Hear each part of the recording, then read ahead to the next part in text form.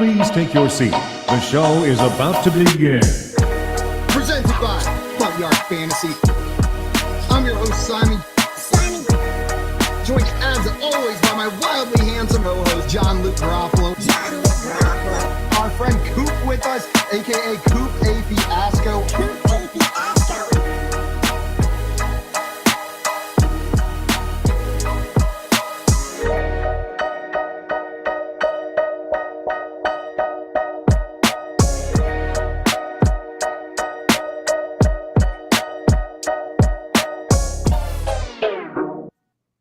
What's up, everyone? Welcome in and good morning. This is the Front Yard Fantasy Morning Show on Better Sports Network. I'm your host, Simon, joined as always by my co-hosts, John Luke Garofalo and Andrew Cooper. What's up, boys? Oi.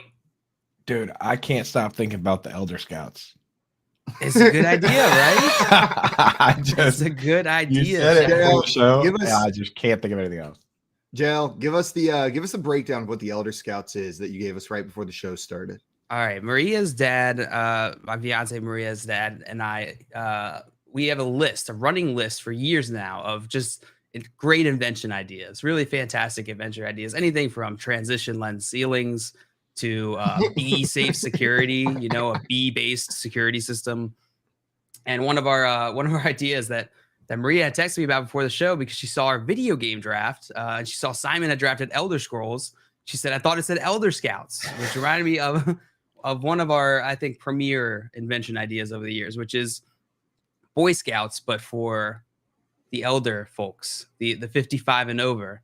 The slogan, "Adventure knows no age." God, beautiful. That's a good idea, right? Elder Scouts. Why hasn't anyone made it? Why doesn't it exist? Because here's the deal. I've moved to a new city as an adult, a city where I knew no one. I knew no one. I knew no one in the city. It's hard to make friends as a grown-ass man. It's not an easy task. And then you're telling me like a bunch of like grown-ass man, like double grown that I am. They're going to have a blast meeting up with their buddies in the woods, going camping, earning badges. It's going to be that sounds like a riot. That sounds like an insta hit. I like to picture it like the opposite of the real Scouts, where like the scout leader is some like 23-year-old Zoomer. You know what I mean? Like a college campus tour guide. And the badges are like, yeah, exactly, dude. And the badges are like figuring out how to answer an email. Or getting liking a Facebook post. Yeah. Getting your yearly colonoscopy 5 years in a row. You get your colonoscopy badge. Exactly, dude. Get your checkup. That'd be tight. Here's your prostate exam badge. Some guy comes in, he's rocking all the badges. Yeah. Got every single one. Yeah. He's gotten so many prostate exams. It's just he looks like one of those like generals that just has all the badges. Mow a message into the lawn. Yeah, that'd be tight, dude. Yeah, the Elder Scouts. Elder Scouts. Adventure knows no age. Tommy had a question in here, said, "Love it. Do we get to wear shorts with Timberlands and a neckerchief?" You got it, dude. It's all And New Balances, actually. That's it. Socks. You get to wear nothing else. You can wear sandals, but you have to wear socks. You have to wear socks. No, yeah, I don't want to see your toes. Tube socks and sandals. No badge if you have toes out. Maria said, "Can you imagine the cute vests and write that badge idea down?" So Jail, you got to write those badge ideas down. And Jail's mom in here saying, "New title for me, double grown." I'm just double grown. Double grown, dude. And we got Jolly Rancher in here. Good morning, Mom. Welcome in. Glad to have you here. Good morning. Good morning. Jail, we just kind of glossed over transition ceilings, and I'm not sure we want to get into that right now. But if those are the two ideas you brought to the table first here, that list must be full of bangers. Oh, I could go dope. through it. It's got a lot. I'll leave us on this one for now, because Simon, I think this one actually came from you and I here. But hamster themed hampers. You call them hamsters. Hamsters. I remember the hamster idea. Right? That's cute as hell. It's cute as hell. Hamsters. You got little plushy hamsters. Oh, easy, dude. We have to talk about that off the air. That's kind of He was like, that's like some money. We can make some money there. That's paywall stuff. That one's got legs. Yeah, that one's got legs. That's hamster's top, dude. Now we're not joking around anymore. This should maybe be a segment where we just like dissect 2 or 3 of your ideas on air, run through them. We can do that. Like a long list. We started this in like 2015 or something. The entire off season is just us talking through Jail and Ed's list of ideas. My dad has an invention that he claims will revolutionize the world. And all the that's all he'll say. But that's all he'll say. He talks about it every Christmas, dude. Every Christmas we have French onion soup, and his idea is simply, instead of having one piece of cheese, have these little individual cheese balls that you like put into your soup one at a time, so that each scoop of French onion soup has one cheese ball per scoop. I mean, first scoop. I like that. It might be too powerful of an idea, though. Might be too powerful of an idea, but I mean, he's been talking about it for years, and it hasn't materialized. So everything's better when put into ball shape. I mean, like a Cheeto puff, good. A cheese ball, like in that giant bucket, 20 times better. Immediately better. Dude. But he's gonna have to come up with a different name besides cheese balls is the only problem, because I already connect that to something else in my head. That's what's been holding it back. That's what's been holding back the our company, our LLC. That is, we started that part. Yeah, we put that in, but we haven't figured out the mechanics yet. Tommy in the chat saying, I will bring them to life for you. And guys, if you're listening, he is not lying. Yesterday on the show, we formulated an idea during the draft. Tommy leading the charge. What if, just bear with me, what if there was a game that was a lot like Frogger, but instead of a frog, you were one of JL, Simon, or Coop. And instead of frogs or cars, it was hogs trying to run you over. Well, Tommy created that game, and you guys can play it. It is live right now on bettersports.com/hogger. So if you go to bettersports.com/hogger, you can actually play the game that Tommy made from the show yesterday live on their website. Are we sure that's not an offensive term? Because it sure sounds like one. I have not Urban Dictionary'd it yet, but well, let's find out. Live on air is, maybe I should wait to say it again. That word, offensive. Not sure. It's the new game show. Offensive or not offensive? No, it says no. I'm not going to read it, but none of these have enough likes for it to be truly offensive. So the answer is no. Hogger is not offensive. Woo! So now I say again, bettersports.com/hogger. now I say confidently to play the game that Tommy created yesterday. It's incredible. And I'm not that I'm playing right now, but just like offhand, how many points do you need to get to level 2? I think it's a high score thing. You just keep going. You just keep your score up. Every time you die, it goes down 1. Every time you win, it goes up 1. You see how high you can get your score? I like to play as JL because it's funny when he gets hit by a hog. Yeah, I'm playing as JL. Man. Oh, man. I mean, wait, Tommy, I'm not playing Tommy during said the 10 show. points next level, and then it speeds up. So every 10 points, it speeds up, Coop. 10 points, dude. And Maria said, sorry, guys. I'll see you later. I'm going to play like some Hogger. All yesterday on this. He had to. Building it. All of a sudden, I'm just sitting there, and then I get a message from Tommy like, hey, check this out. And I was like, what in the world have you created? Just unbelievable. So, guys, go check that game out. But right now, I'm on level 2. The hogs are flying on level 2. Guys, while you guys are playing that, trying to beat Coop's score, he's gotten to level 2. It's time for BYOB. Bring your own breakfast. We've got the news stories. You guys are responsible for what you're going to eat, but we've got everything else this AM. JL, did you bring your own breakfast? Nope. Level 3. I'm not even sure level 3 is possible. I did bring my own breakfast. I brought some OJ and I brought some cereal. All right, I got something to talk about. Guys, are you ready? Yeah.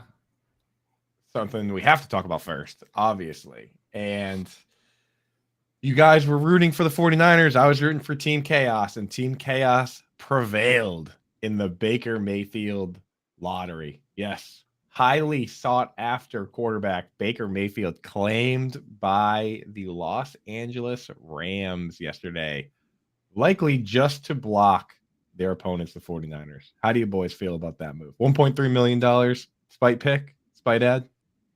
I am upset about that move. The reason being, I think Baker Mayfield, we've seen what he can do in the right situation, right? He can be an above average NFL quarterback, but the dude needs an offensive line. He needs the support around him to do that. Otherwise, he's going to try to take over a game. He's going to try to play hero ball, and it does not work when Baker Mayfield tries to play hero ball. He's an incredible game manager when he's behind a good offensive line. He's got the weapons around him, a good run game to rely on. But that's not the case. That's why I thought San Francisco was a great fit for him, right? I thought he could find success there. But Los Angeles, it's just going to be another failure on his record. It's going to be another catastrophe. I don't imagine it going well in LA. We'll see. That O-line is bad. I don't think he can overcome it. I'll tell you guys, my sweet Auntie Koopy, she is a Rams fan. Shout out Auntie Coop. How you do? She watches every show, hangs out.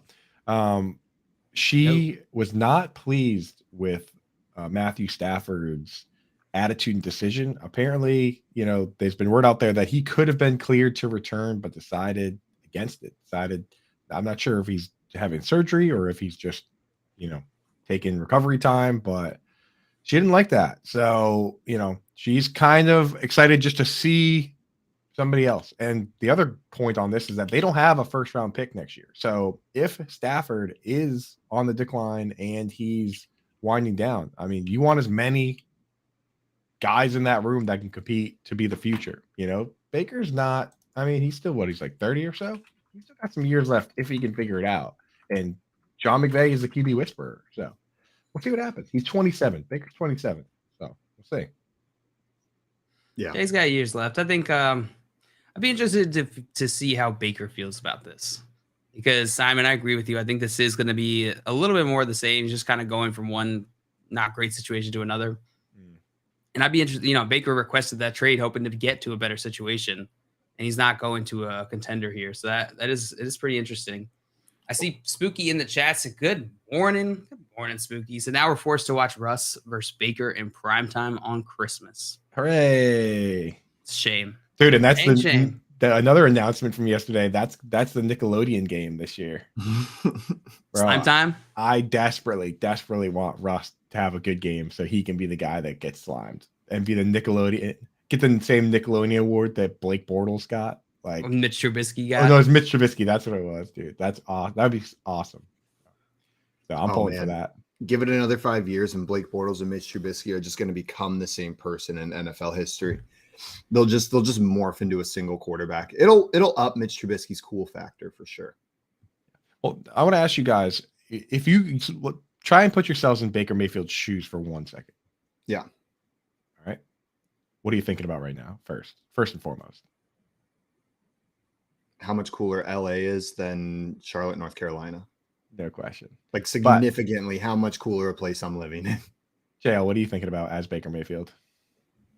If I'm Baker Mayfield, what am I thinking? Just in general, because I'm going to ask you a question. I'm thinking, oh man, I'm going to get sacked again. Yeah, that's what's happening. But now, would you rather sink all the way to 25 and go to the 49ers, or do you feel better that you got claimed at like 4 on the list, knowing that there are other teams that possibly could have claimed you too? Like which one do you feel better about? Would you have wanted to go to the competing team, or do you feel better that you feel wanted? I think I'd rather go to the competing team, especially if I'm Baker, who he's a competitor and he wants to win, and he hasn't been winning. So going to a team where you can be the star, the hero with Christian McCaffrey and Deebo Samuel, Brandon Aiyuk, like that sounds way more enticing to me than go to the Rams. Yeah, that's true. You're gonna be a backup. You're basically just a fill-in right now. If you win that Super Bowl, you can coast. You can coast on that Super Bowl, I feel, right? Yeah, and he's not elevating this Rams roster to Super Bowl level, but he could have managed a Super Bowl level roster with the 49ers. I'm going to be mad at JJ Zacharyson for the next week at least for yesterday, putting in my head what would have been the greatest possible outcome. I thought Baker Mayfield to the 49ers was the best possible outcome. No, the best possible outcome, JJ said out loud on the show with you yesterday, JL, was Baker Mayfield gets claimed by the Colts. The Colts cut Nick Foles.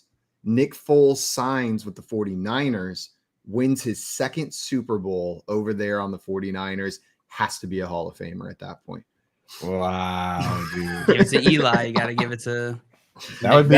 He said that, and I was like, I've never wanted anything more than Nick Foles to lead the 49ers to a Super Bowl. No, it couldn't happen. The locker room would be too toxic because there'd be too much Big D energy in that From Nick locker room. Well, you'd have Big Dick Nick going up against Big Cock Brock, right? It would just be too. It would be like, who's going to come out on top? unstoppable force running into an immovable object. It would be like that scene in Spaceballs where they're like, I see your Schwartz is as big as mine, right? Speaking of Brock Purdy, you can have it. Speaking of Brock Purdy, did you guys see his quote, what he said to Brandon Aiyuk on the sideline during the last game? No. Yeah. In an interview with Aaron It Out, Brock Purdy told Brandon Aiyuk about his missed throw on the sideline. He said, I missed you on the field. That's on me. I'm going to get better. I'm going to feed you, is what he said to Brandon Aiyuk on the sideline. That makes me happy. I know it's Brock Purdy throwing the ball, but the Jimmy G to Brock Purdy drop, we're not certain how far it is, especially with what the 49ers ask out of that quarterback position.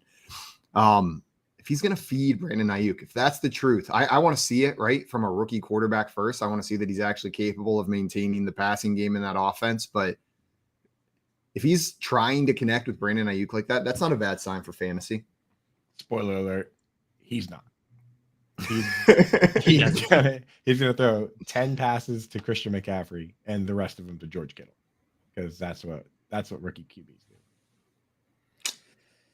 Oh, Brock Purdy. And then he's gonna hand the ball to Deebo Samuel. So let me just get this straight before we move on. You're calling him a liar. Yes. Okay, cool. Just wanted to get that on the record. Brock Purdy, liar. I mean, he might attempt to get the ball out there, but I don't know, man. Brandon Aiyuk runs there's like difficulty levels to these routes, right? You know what I mean? Like Brandon Aiyuk runs the tougher routes to get the ball to. He doesn't play the most like young quarterback friendly position on the field. Exactly. Deebo Samuel running like bubble screens and like, just get him the ball in space so that he can do stuff with it. And same with McCaffrey. Those are friendly routes, right? But the Brandon Aiyuk 25-yard downfield post corner routes, those are tough routes, man. Those are tough routes. Trevor Lawrence makes those throws, but does Brock Purdy make those throws? I don't know. You ever feel like from these like end of the round guys, the guys that you don't think you're ever going to see in a position to start, that like there's a improbable percentage of them that come out and have at least one like magical game, like where they come out and it's just like 4 touchdowns. Like it feels like an improbable number of them come out and they have like the performance of a lifetime. Do you think there's something mental? Like I've literally got nothing to lose. Like this is my chance. These are the times I'm starting. Probably never going to happen again. So let's just chuck it. The old Keelan Cole corollary. Robert Foster, Jonas Gray, 4 touchdowns, then gets cut the next game. I could see it, dude. I could see it. Him just coming out and being like, now's looking in the mirror, being like, that was the time, Brock. It's Brock Purdy's time. We got a slang on him here, Brock. And just comes out firing. Talking to himself. Slapping himself in the face, dude. You got this, Brock Purdy. I mean, maybe though. You know what, Simon? Maybe. I mean, look Mike White. Like Mike White this week. That's what I'm saying. He came out chucking. He's saying it's Mike White time, for better or worse. Like he was firing the ball downfield. So maybe Brock is saying, hey, you know what? This is our one shot. This is his Drew Bledsoe goes down, Mo Lewis breaks his ribs, and Tom Brady comes on the field moment. That's probably what Brock's thinking. And that's what you should think when you're in that situation. This is your time. It's exactly what I'm saying. Like you're telling me every late round QB that gets their shot because of an injury doesn't immediately think, hey, this is how Tom Brady started. Like this is where the GOAT started.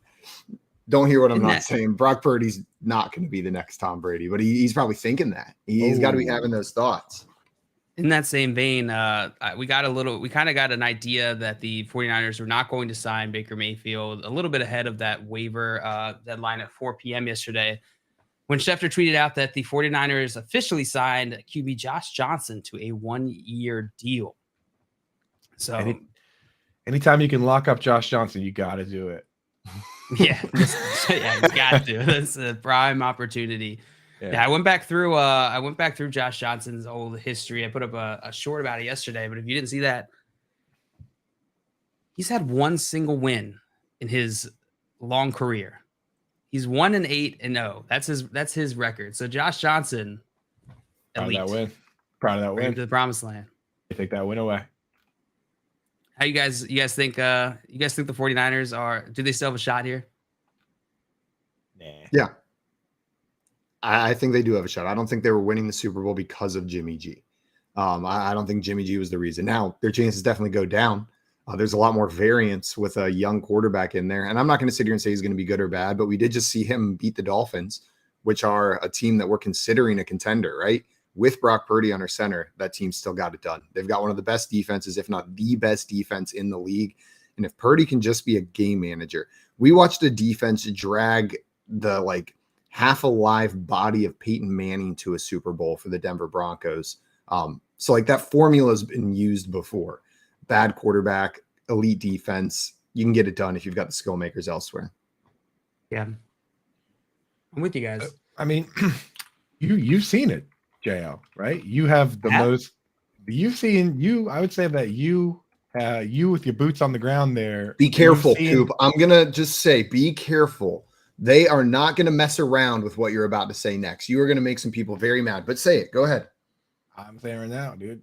You've seen the worst quarterback that's won a Super Bowl ever. Trent Dilfer. Oh, I thought you were going to say Joe Flacco.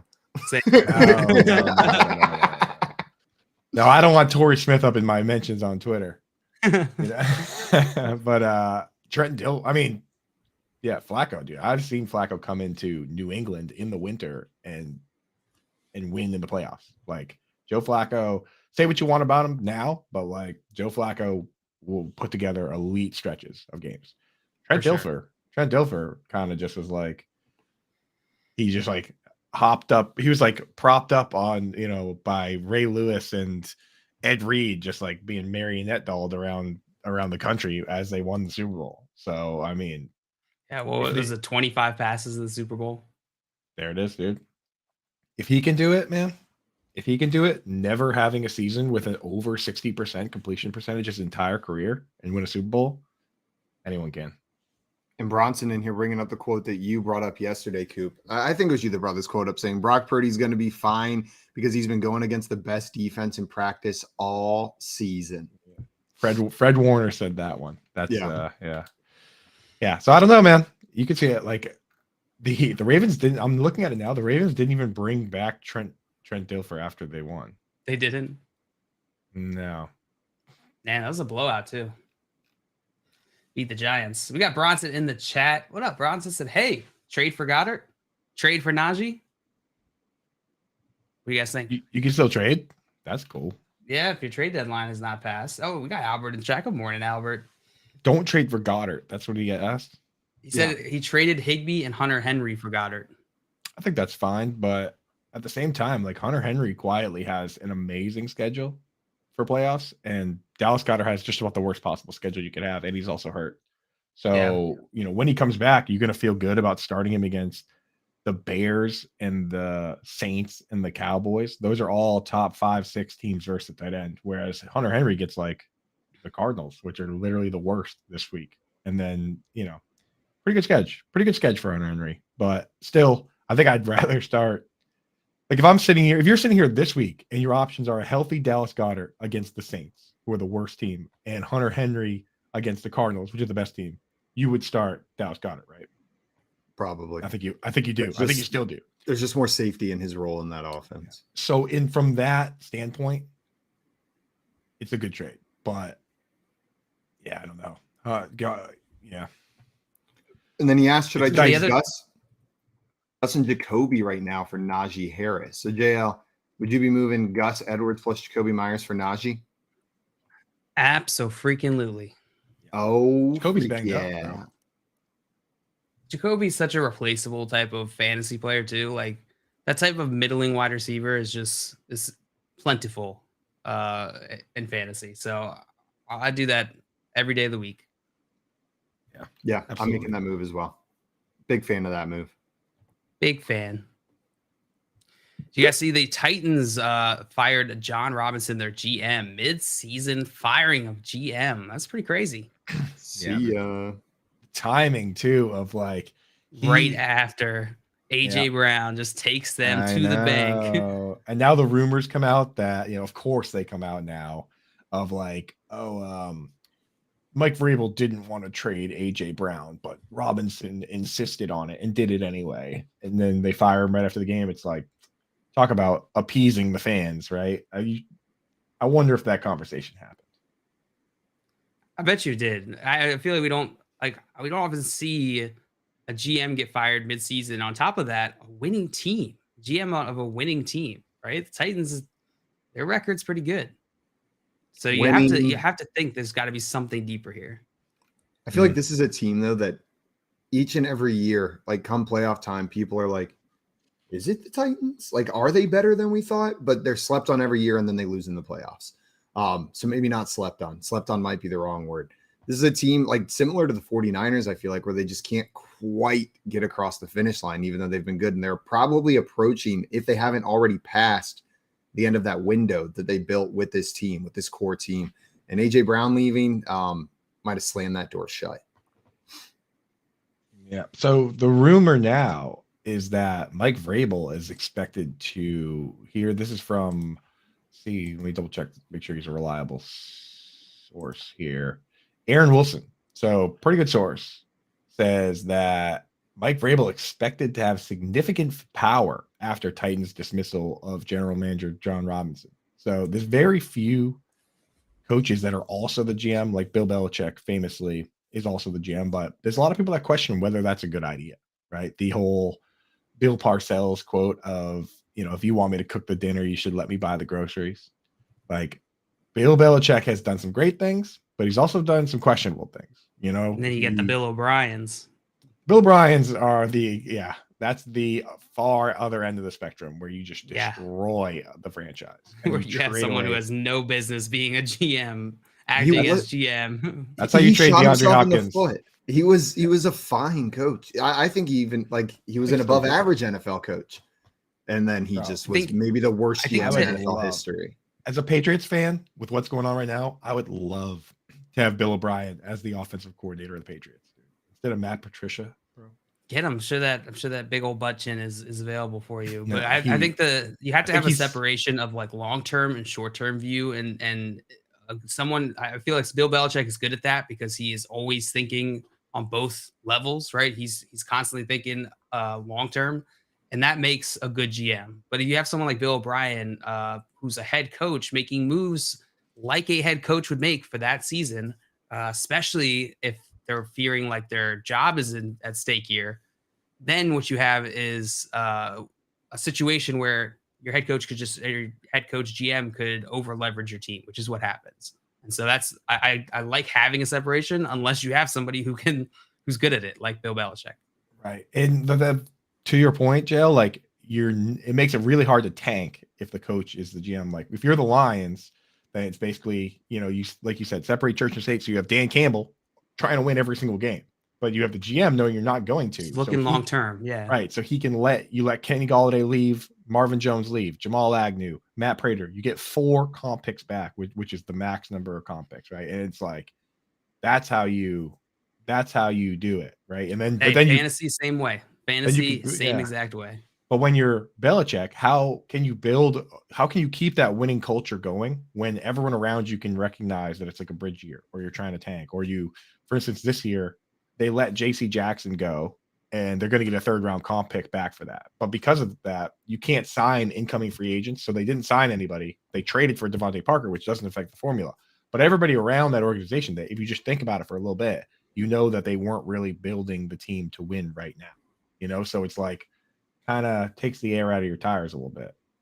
That's all. It does. No, it does. It does. You have same thing with businesses where you have, sometimes that business decisions, right? They affect morale of the whole company, the whole team. It's a team thing, right? Leadership thing. Mm-hmm. So I want we a dynasty league run strictly like that, with two managers, where one is the GM, they make the trade decisions, they're managing the roster, and then the other person is the head coach, and they're making all the lineup decisions. They're starting players with what the GM gives them. Kind of like that idea. That's kind of, but like full separation of powers. If they could even put it in the platform, like you only have GM powers, you only have head coach powers. You have to talk to each other and work together. That could be a lot of fun, right? That could be a lot of fun. Simon, I'm writing that down. The GMs have their own summit. They have their own like text group, the GM group only. 100%. Yeah. Ooh, I like They're that. calling each other every day. While we're at it, you would also have a commissioner that's not even in the league. Yeah. Like he's just it's Keith. He gets paid 6 figures. Dude, Keith It's as not a Keith. commissioner, that would be amazing. Because If he they would get paid definitely 6 go out of his figures, I'll way. do it. Yeah. And you gotta have a commissioner that's just like a wild card too. Like that's just like suspending people and doing all sorts of crazy stuff. Just like that would be great, honestly. The GM of the Ass ETN season has violated league policy on not texting in the group chat. They are now suspended for 3 games going forward. They're forced to forfeit a draft pick to the Samaj Mapipis. 3rd round pick. 3rd round pick. We had some questions come in here, Coop, that I wanted to hit. Bronson wanted to know, should he start the Steelers or Ravens defense this week? They're playing each other. Which one would you be starting? That's a tough one, dude.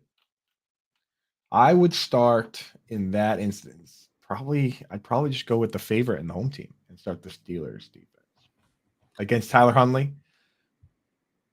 The thing with Kenny Pickett is he's being such a game manager that he's not really throwing it at all, not throwing touchdowns, but he's also not really throwing picks. I feel like Tyler Huntley is probably in a position to make mistakes compared to Pickett. What do you think, Simon? I'm with you. It's a little bit scarier because the upside for Huntley's a lot higher, I feel like.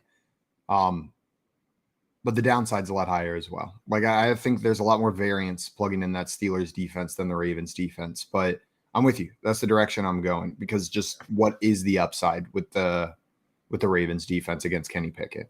Now the one thing I will say is that the decision really hinges on TJ Watt. So like apparently TJ Watt did get banged up this week. That's what Mike Tomlin said. I think the words were he was pretty beat up after the Falcons game. If for some reason TJ Watt doesn't play, I have no interest in the Steelers defense. It's just that dude seems to get his hands on the football one way or another, batting down passes or strip sacking or intercepting the ball from like 2 inches away, which is seemingly impossible. But TJ Watt does it every other week. If that dude isn't playing, then I have no interest in the Steelers defense. Yep, I'm with you. We got Joey in the chat saying, good morning. What's up, Joey? Welcome in. Joey. And Bronson had a question for us. Said pick 2 tight ends to start between Noah Fant, Mike Gesicki, Cade Otton, and Okonkwo.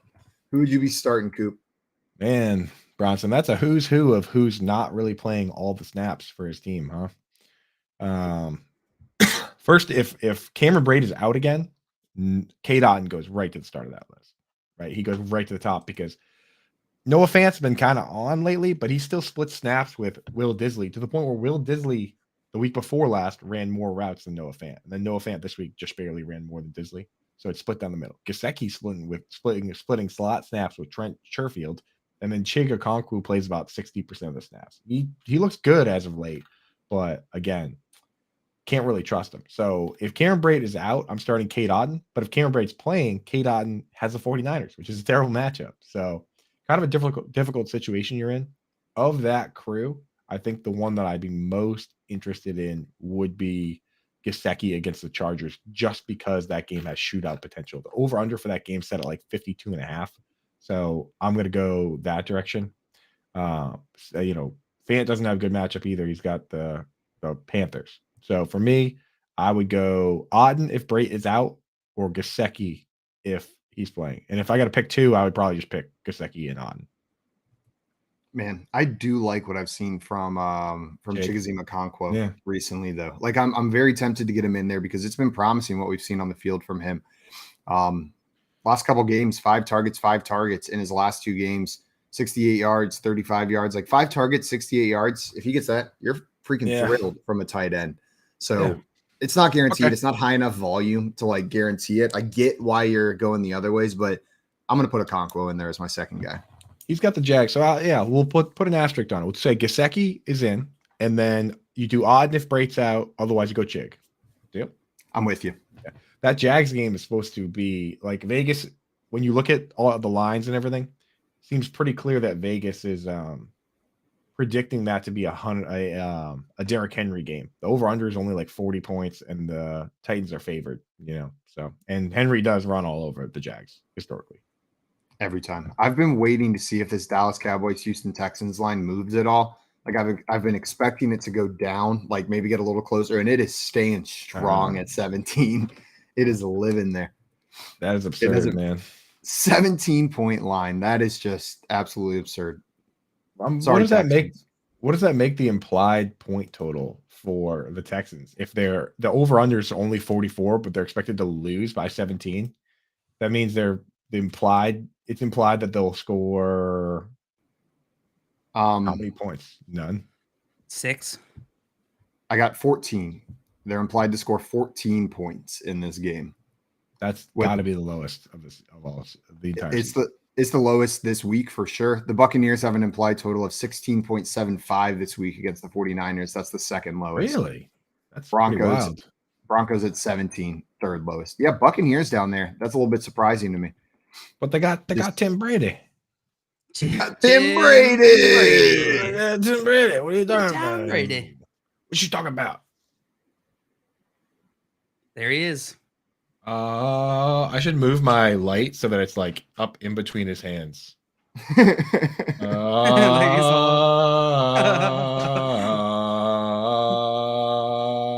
because you drafted him.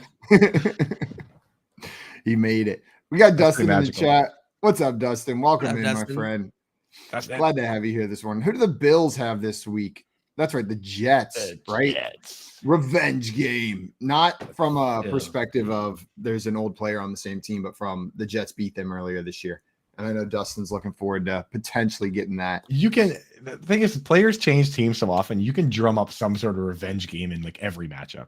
Like this is the Jamison Crowder revenge game, even though he's on IR. But like this, there's dudes over there that played for the Jets and the Bills. There's guys. We can find them. I just need a tool like a revenge game finder, so that I can just type in, like, click on the game. Oh my God, look at all the revenge game narratives from this one. You are a idea machine today. Put that in the folder, bro. Joey's the one who's gotten it in my head this season. He's been all about the revenge games, and I've been eating it up. I've been loving it every time Joey comes ready for it. Dude, that website would probably crush, bro. I wrote it down. Finder? Revenge game finder tool. Put the Elder Scouts on the back burner. Yeah, build it out, dude. I'll hop in that code. We'll figure that out. Yeehaw! Yep, skidoo. I had a Mike Tomlin. What was the other idea you had? Cheese balls in your French onion soup. Said I was gonna write it down. Oh, the GM versus coach league. There we go. Or fantasy manager league. You're on fire today, Simon. Thank you. My brain went blank right there. So I'm gonna play as you later. All my fire already. I'm gonna play as you later in Hogger. Oh no! Get you squished. Just so you guys know, I feel it every time I get hit by a hog. I can feel it in my house. So whenever you guys are playing as me, I feel this is a voodoo doll type thing. It's a voodoo doll type thing. I don't know how Tommy got that set up. There was a Mike Tomlin quote yesterday that I wanted to ask you guys about. This came from Jerry Dulac on Twitter. It said Mike Tomlin said they're working on the appropriate, mature, and professional behavior regarding George Pickens' expletive outburst in Atlanta. But he added, "We want that competitive guy. This is professional football. I'm not going to make that a negative." And God, I just love Mike Tomlin because I feel like he says the words that, like, he's got to say to the media. Know what I mean? He says, like, yes, we are working on creating a more professional and less expletive-filled athlete in George Pickens. And then he sees George Pickens and he's like, hell yeah! Like, I just feel like he's like, he just says the words he's got to say and he gets over there. And if it's not truly a negative, he's not going to be one to be like, hey, don't say shit on the sideline. That is pretty funny. I feel like Tomlin If anybody's going to get George Pickens back on track or just like the right mindset, I feel like it's Mike Tomlin. Yeah, just Coop like he is did with fully Martavis. invested in Frogger right now, I think. Oh, I was playing Auger. What are you talking about? What are you talking about, dude? Are you kidding? I was paying attention, dude. Yeah, just like Mike Tomlin did with Martavis Bryant. Just get him right back on track. Hey, yeah, that didn't work out.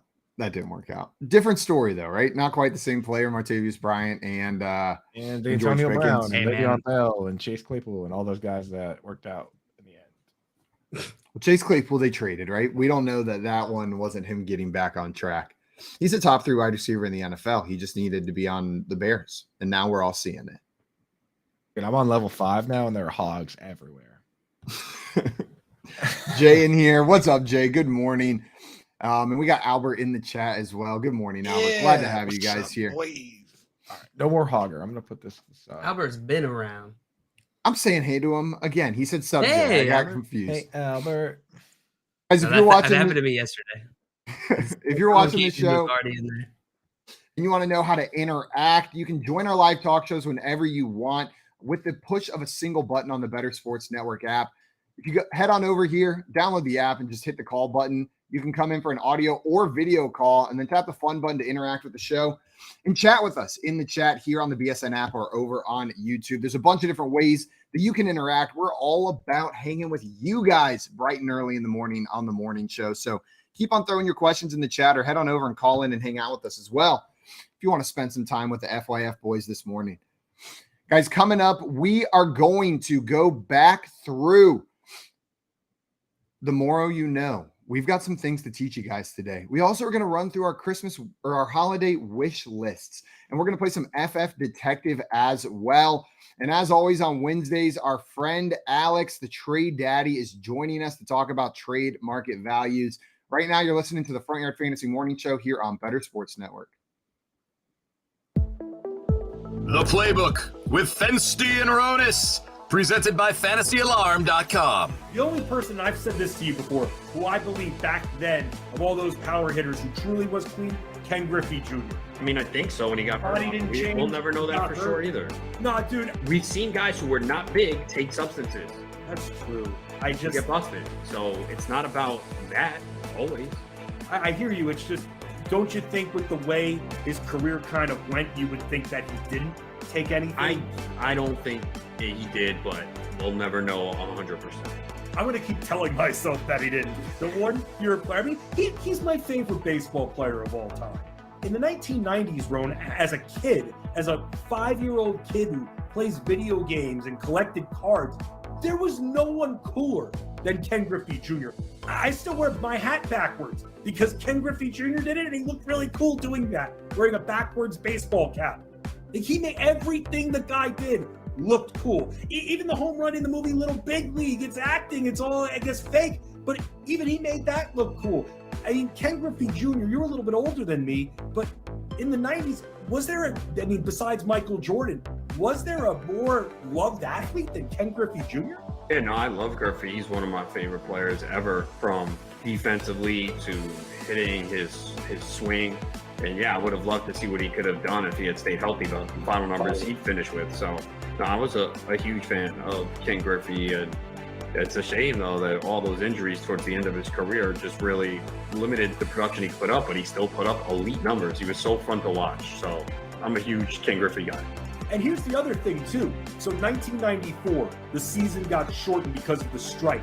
And he finished with 40 homers in 111 games that year, man. And then he had 56 2 years in a row, 97 and 98, and then 48. He had a stretch 4 years in a row, 49, 56, 56, 48, 40.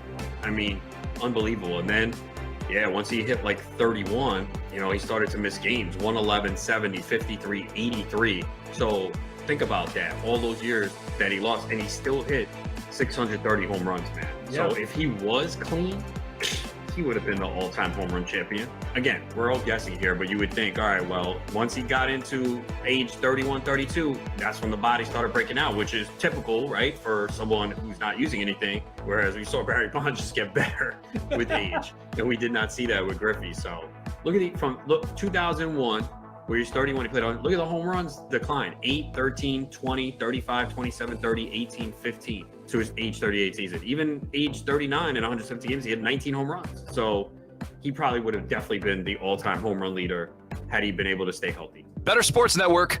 It's sports talk done better.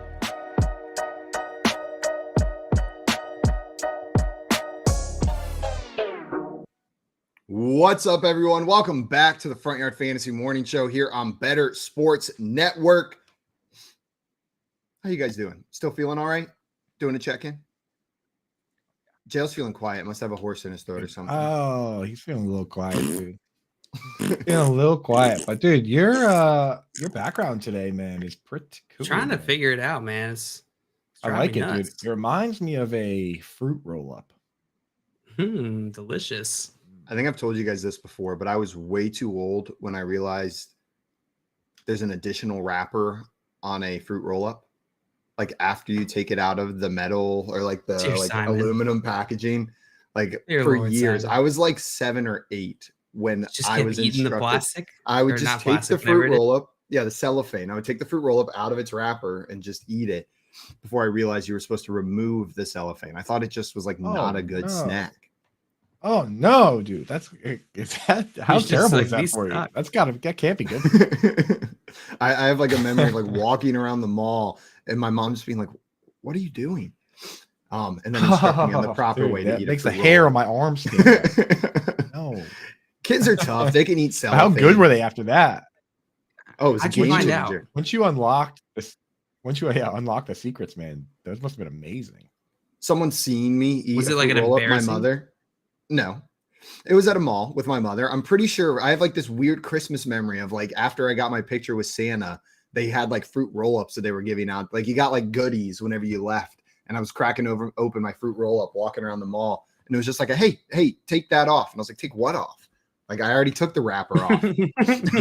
She's like, how long have she you says, been take that doing off. And I start, okay, take my shirt off. First time? We had a question come in here in the chat from JHI. He wanted to know, pick 2 running backs and 1 flex for week 14. Rachaad White, Leonard Fournette, Zonovan Knight, Jacoby Myers, and Rondale Moore. So we need to pick 2 running backs and 1 flex. Let's start with the running backs. JL, are there any running backs there that stand out to you between Rachaad White, Leonard Fournette, Zonovan Knight? Yeah, I mean, Rachaad White and Leonard Fournette stand out. If you're at to pick 2, I don't know if I got the cojones to play both of those guys. What's the latest we got on Fournette? Have you guys we were talking about it before, but it's not a good matchup for the 49ers, and they have the second. They're playing the 49ers. The Buccaneers surprisingly have the second lowest implied point total for this week. So not a good week to load up on Bucs. Fournette is officially active. Which means I'm probably going to play Leonard Fournette over Rachaad White. But Rachaad White's a hero. I know. Listen, you don't have to tell me. I'd probably be playing Zonovan Peoples-Knight and Leonard Fournette as my 2 running backs here. Yeah, you got to get Zonovan there. I'm going to go Rachaad White over Leonard Fournette. Leonard Fournette played last week, and in this tough matchup, Rachaad White, I think, is going to have – he was named the starter before Leonard Fournette came back, or before Leonard Fournette got injured, right? Then Leonard Fournette got injured. They happened to align. I think they meant it whenever they said Rachaad White is now the starter for this team. So I'm going to roll with Rachaad White and Zonovan Knight over Leonard Fournette. Here's the thing. The curveball on that, Simon. Rachaad White started the game, but Leonard Fournette played 48 snaps to 33 for Rachaad White. So pretty shiesty territory there. Absolutely. I'm starting the People's Night for sure. Donovan People's Night court, and I think I gotta start Fournette just for the snaps, man. But I don't know. Rachaad White does look better, like he feels better, but I gotta start the guy that's playing more. I get it. Fournette. I get it, but I'm with what you said, Cooper. Rachaad White looks better. He looks like the better running back out there, and I'm going to roll with him.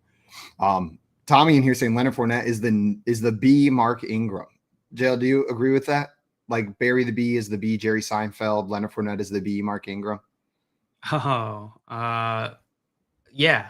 No, that doesn't make any sense. Yeah, and that's I'm good gonna go Leonard because Fournette. it was actually not true. Tommy meant to say new, but he just typed B on accident, as we often do. B. So Listen, Leonard Fournette if is you the can be new the Mark B Ingram. Jerry Seinfeld, that's a plus.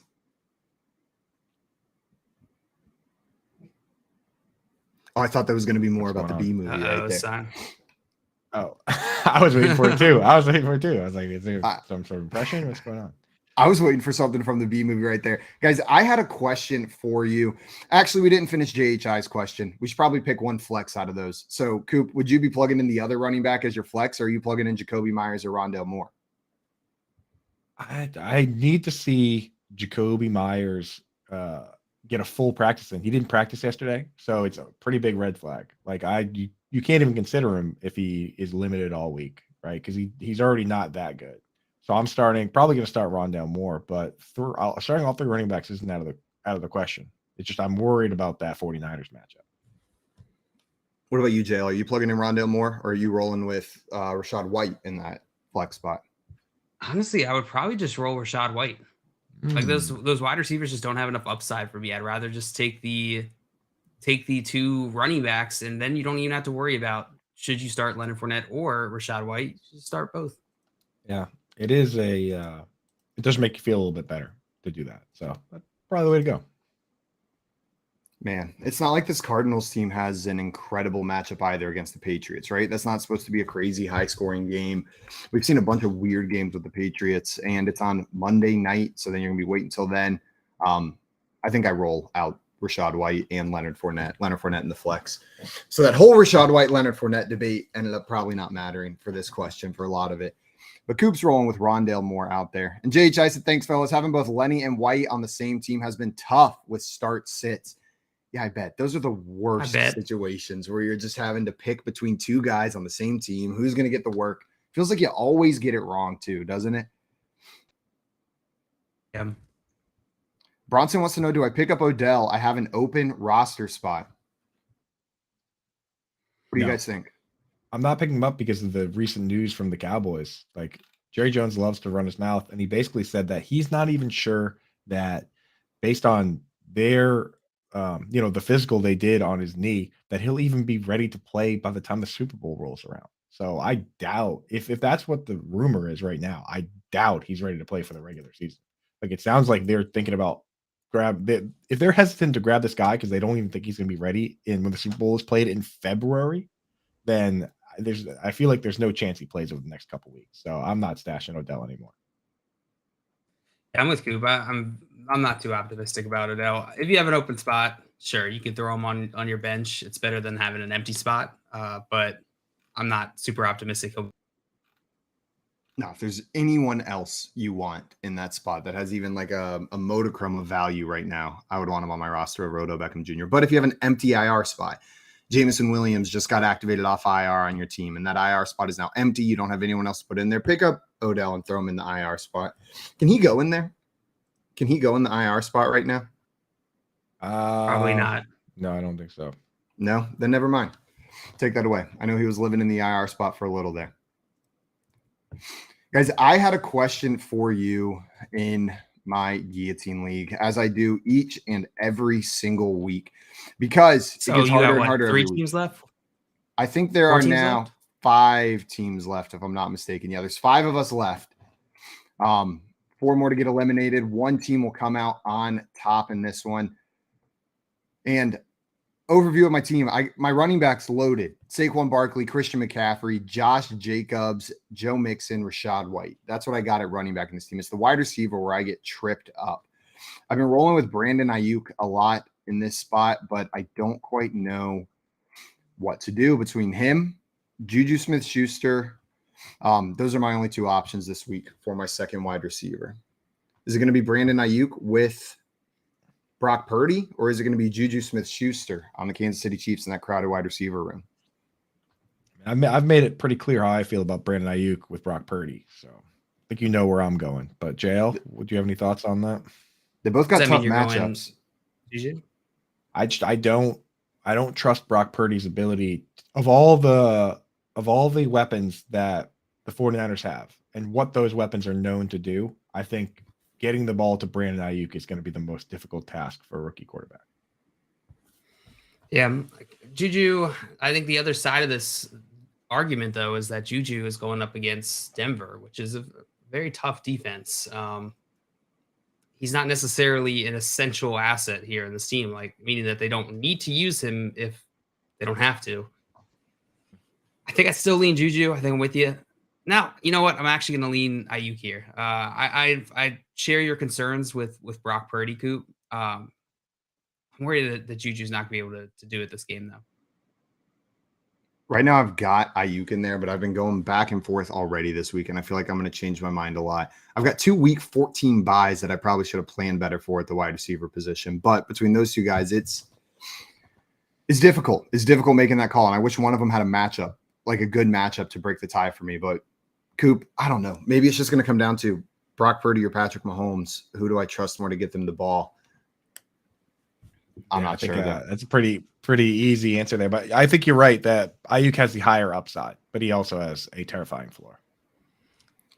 Philly Mac came in with yeah, you got it. Philly Mac came in here with a tight end question for us. So should I roll with Ingram or add Hooper or Hunter Henry?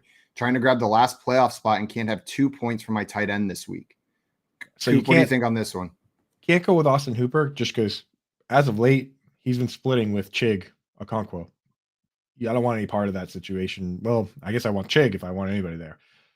I'm probably going to have Hunter Henry ranked above Evan Engram this week, though I would not personally drop Evan Engram for Hunter Henry, just because Evan Engram at least has been, week to week, he's usually top 5 in route participation for tight ends. It's just, he's very matchup dependent, but his matchups are good moving forward.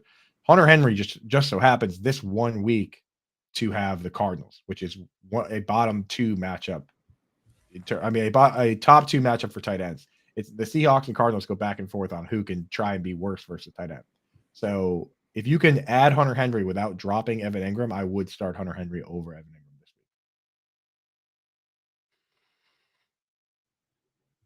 week. Yeah, do it. Simon, where are you going? He says he can do that, so I would do it. I would keep both. I would add Hunter Henry and I would start him. Hunter Henry's got back-to-back games with 5 targets, and those were against tough matchups, like against the Bills and Matt Milano. To get 5 targets against them is pretty good. If Jacoby Myers is also out, then it's a slam dunk move with Hunter. Yeah, Arizona matchup is hot. Arizona with no Jacoby Myers, Hunter Henry might be like tight end. I might rank him at like tight end 6 this week. So did you have him over Evan Engram, Coop? You said not rest of season, but for this week, just this week, I definitely do. And Hunter Henry has a good playoff schedule too. Like if he balls out this week and Jacoby Myers misses time long term, like you could be using Henry in multiple matchups moving forward. Yeah, it feels like Bill Belichick is the type that's going to exploit the weakness of this defense, which is the tight end position. You said, I like that move, Coop. Evan Engram, I think is a solid play as well this week. I don't think he's necessarily a bad play. But I would start Hunter Henry over him. He's got Tennessee. Evan Engram has Tennessee, which is middle of the pack for tight ends. Yeah, but it's going to be a low-scoring game. That's the thing. It's supposed to be like 40-point over-under game. So Hunter Henry has Cardinals, Raiders, Bengals, Dolphins. Dolphins are quietly a bottom 5 team versus tight end. Raiders have been in that range for a good chunk of the season. And then the Bengals, like, no matter who plays them, it turns into some kind of shootout, it seems. Same with the Raiders, kind of. So Hunter Henry's feeling pretty good moving forward. Yeah. And Dustin in here coming in with the pronunciation help here said Chigzem Okonkwo. Chigzem Okonkwo. Yeah. I have the Okonkwo, but I've already committed to just calling him Chig and just avoiding the rest of it. So because Zem's too hard to say. I thought it was Zeem, but if it's Zem. Zeem? Oh, maybe. No, I think Dustin's probably right. Dustin usually pulls in the right ones there. So pulls it from the media. Chigzem Okonkwo would be much easier to say. So I like Chigzem Okonkwo. Let's go with that. I like that. Look it up after the show. He had a great combine. He looked crazy running his 40. Like he looked. Is he a stash for you? Freight train. Oh yeah, we were talking about it all off season after for the dynasty stuff. That like his combine, they talk about how Kyron Williams came out in the combine and he would have been better off if he just no showed at all. Like didn't show up. he probably would have got drafted higher. Chig, with the combine he had, definitely improved his draft stock by a round or two, 100%, because he came out and showed up. Yeah. Yeah. No. So for Dynasty, where do you put him in? Like, what other players are around him for you?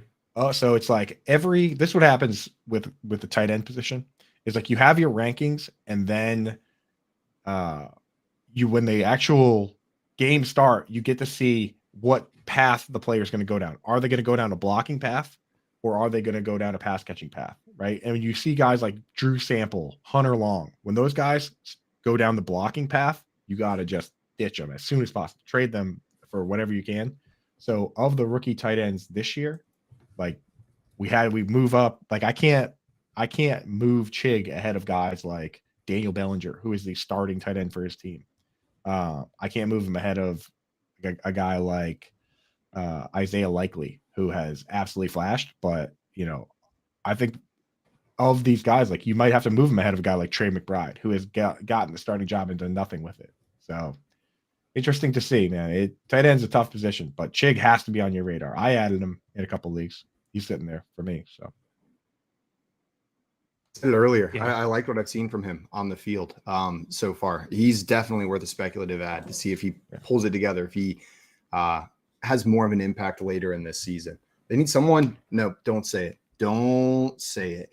Don't do it, Simon. Don't say it. It's so easy to say. It's so easy to fall into, right? Someone's got to catch the ball there. The cliche. God. He ran a 4.52 40, which to put in perspective is the same 40 time that George Kittle ran, which is 96th percentile for the position. So he's in the top 5% in terms of speed for tight ends.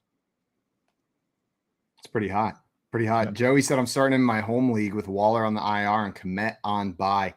Man, these week 14 buys are just nasty. I am not a fan. 6 teams on bye this week. Come on. Although the one time that I do love buys is when I go to write my snap count article.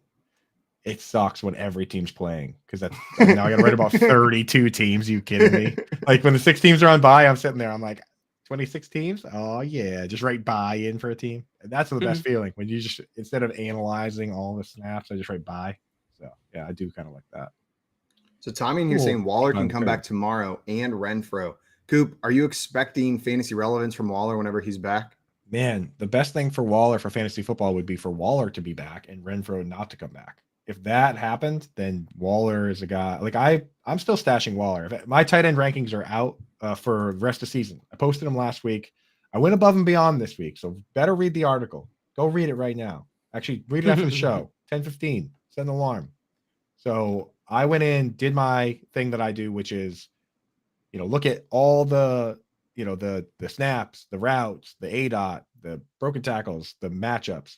So usually I don't factor the matchups as much in the rest of the season. This time I did, and not only did I write out like who's playing what matchups, but for the guys that are outside the top tier, so like Travis Kelce starting no matter what, Mark Andrews, TJ Hawkinson, for the guys that I believe are in that mix and match tier, I went in and wrote possible pairings where you can go in and say, okay, if I have Cole Kmet, he has a bye week and bad matchups week 15 and 16. I want to add Greg Dulcich, or I want to add so-and-so. So we got all the pairings in there. Go check it out at fantasyalarm.com.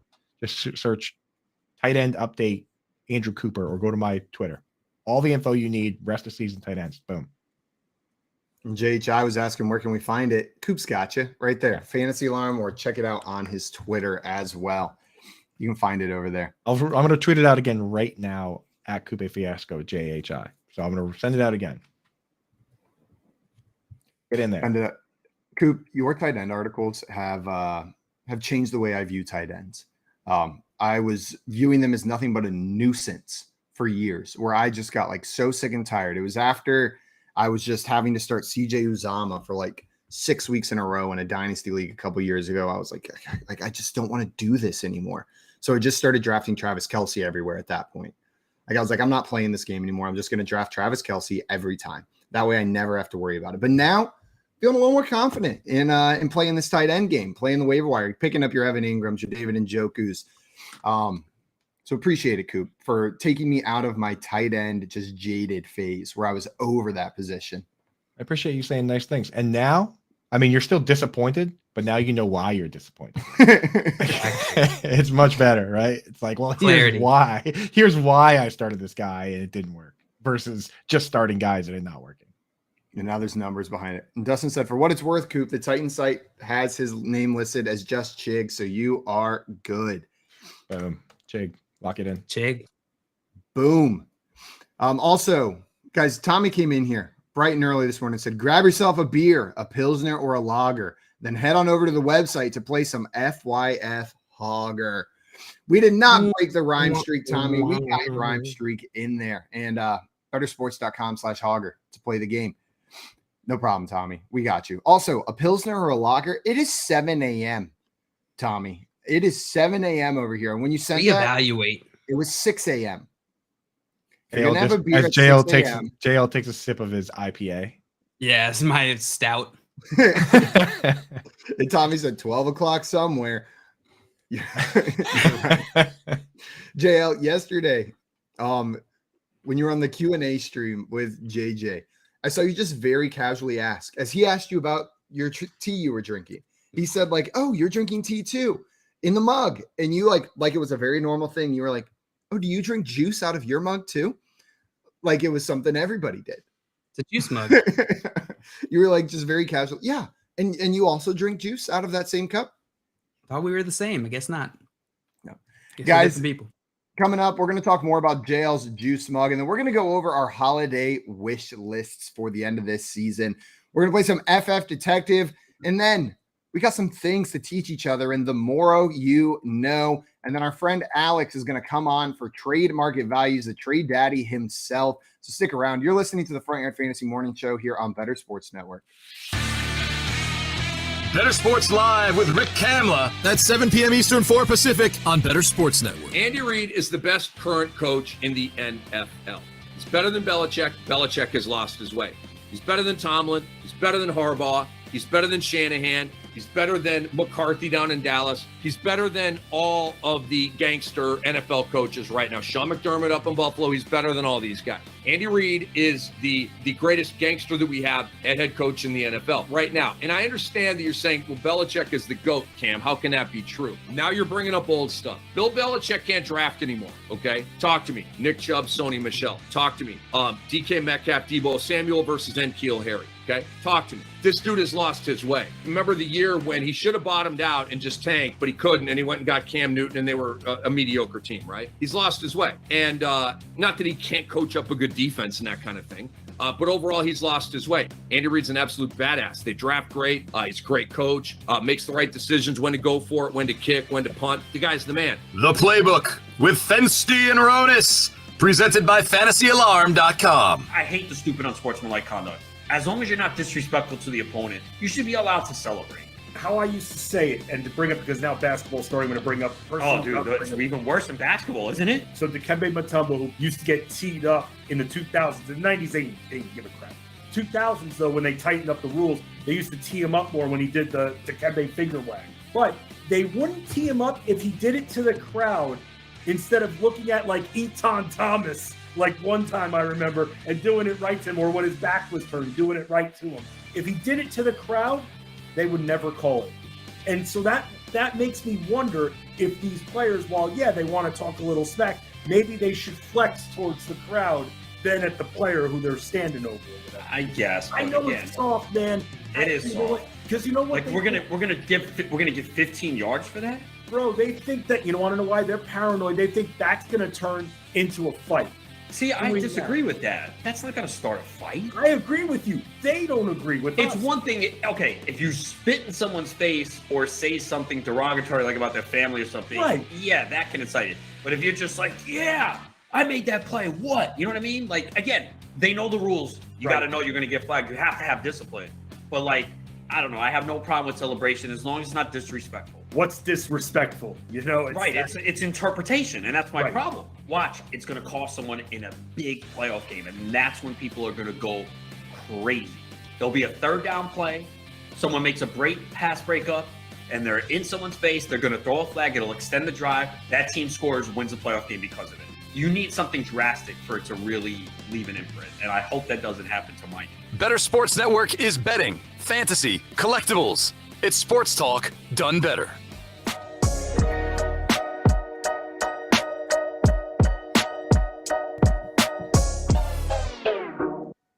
What's up, everyone? Welcome back to the Front Yard Fantasy Morning Show here on Better Sports Network. We are about to break down our holiday wish lists. We've got some things that we want to make sure happen this season. So we're going to share our wishes for the holidays in hopes that they come true. John Luke, you want to kick us off with a wish that you have for this holiday season? I would be happy to. So my wish list, my wish for this season is Travis Etienne makes a late season run here. Jacksonville Jaguars have a pretty decent schedule for running back. I have a lot of Travis Etienne. I'm making a run in most of my dynasty leagues. I'm in the playoffs, and I have Travis Etienne in, I think, all my dynasty leagues. So please, Travis Etienne, let's make a push. RB1 rest of the season, baby. Hey, you know what? The things are starting to line up for you. This Jags team looks like they're starting to get into a little bit of a rhythm offensively.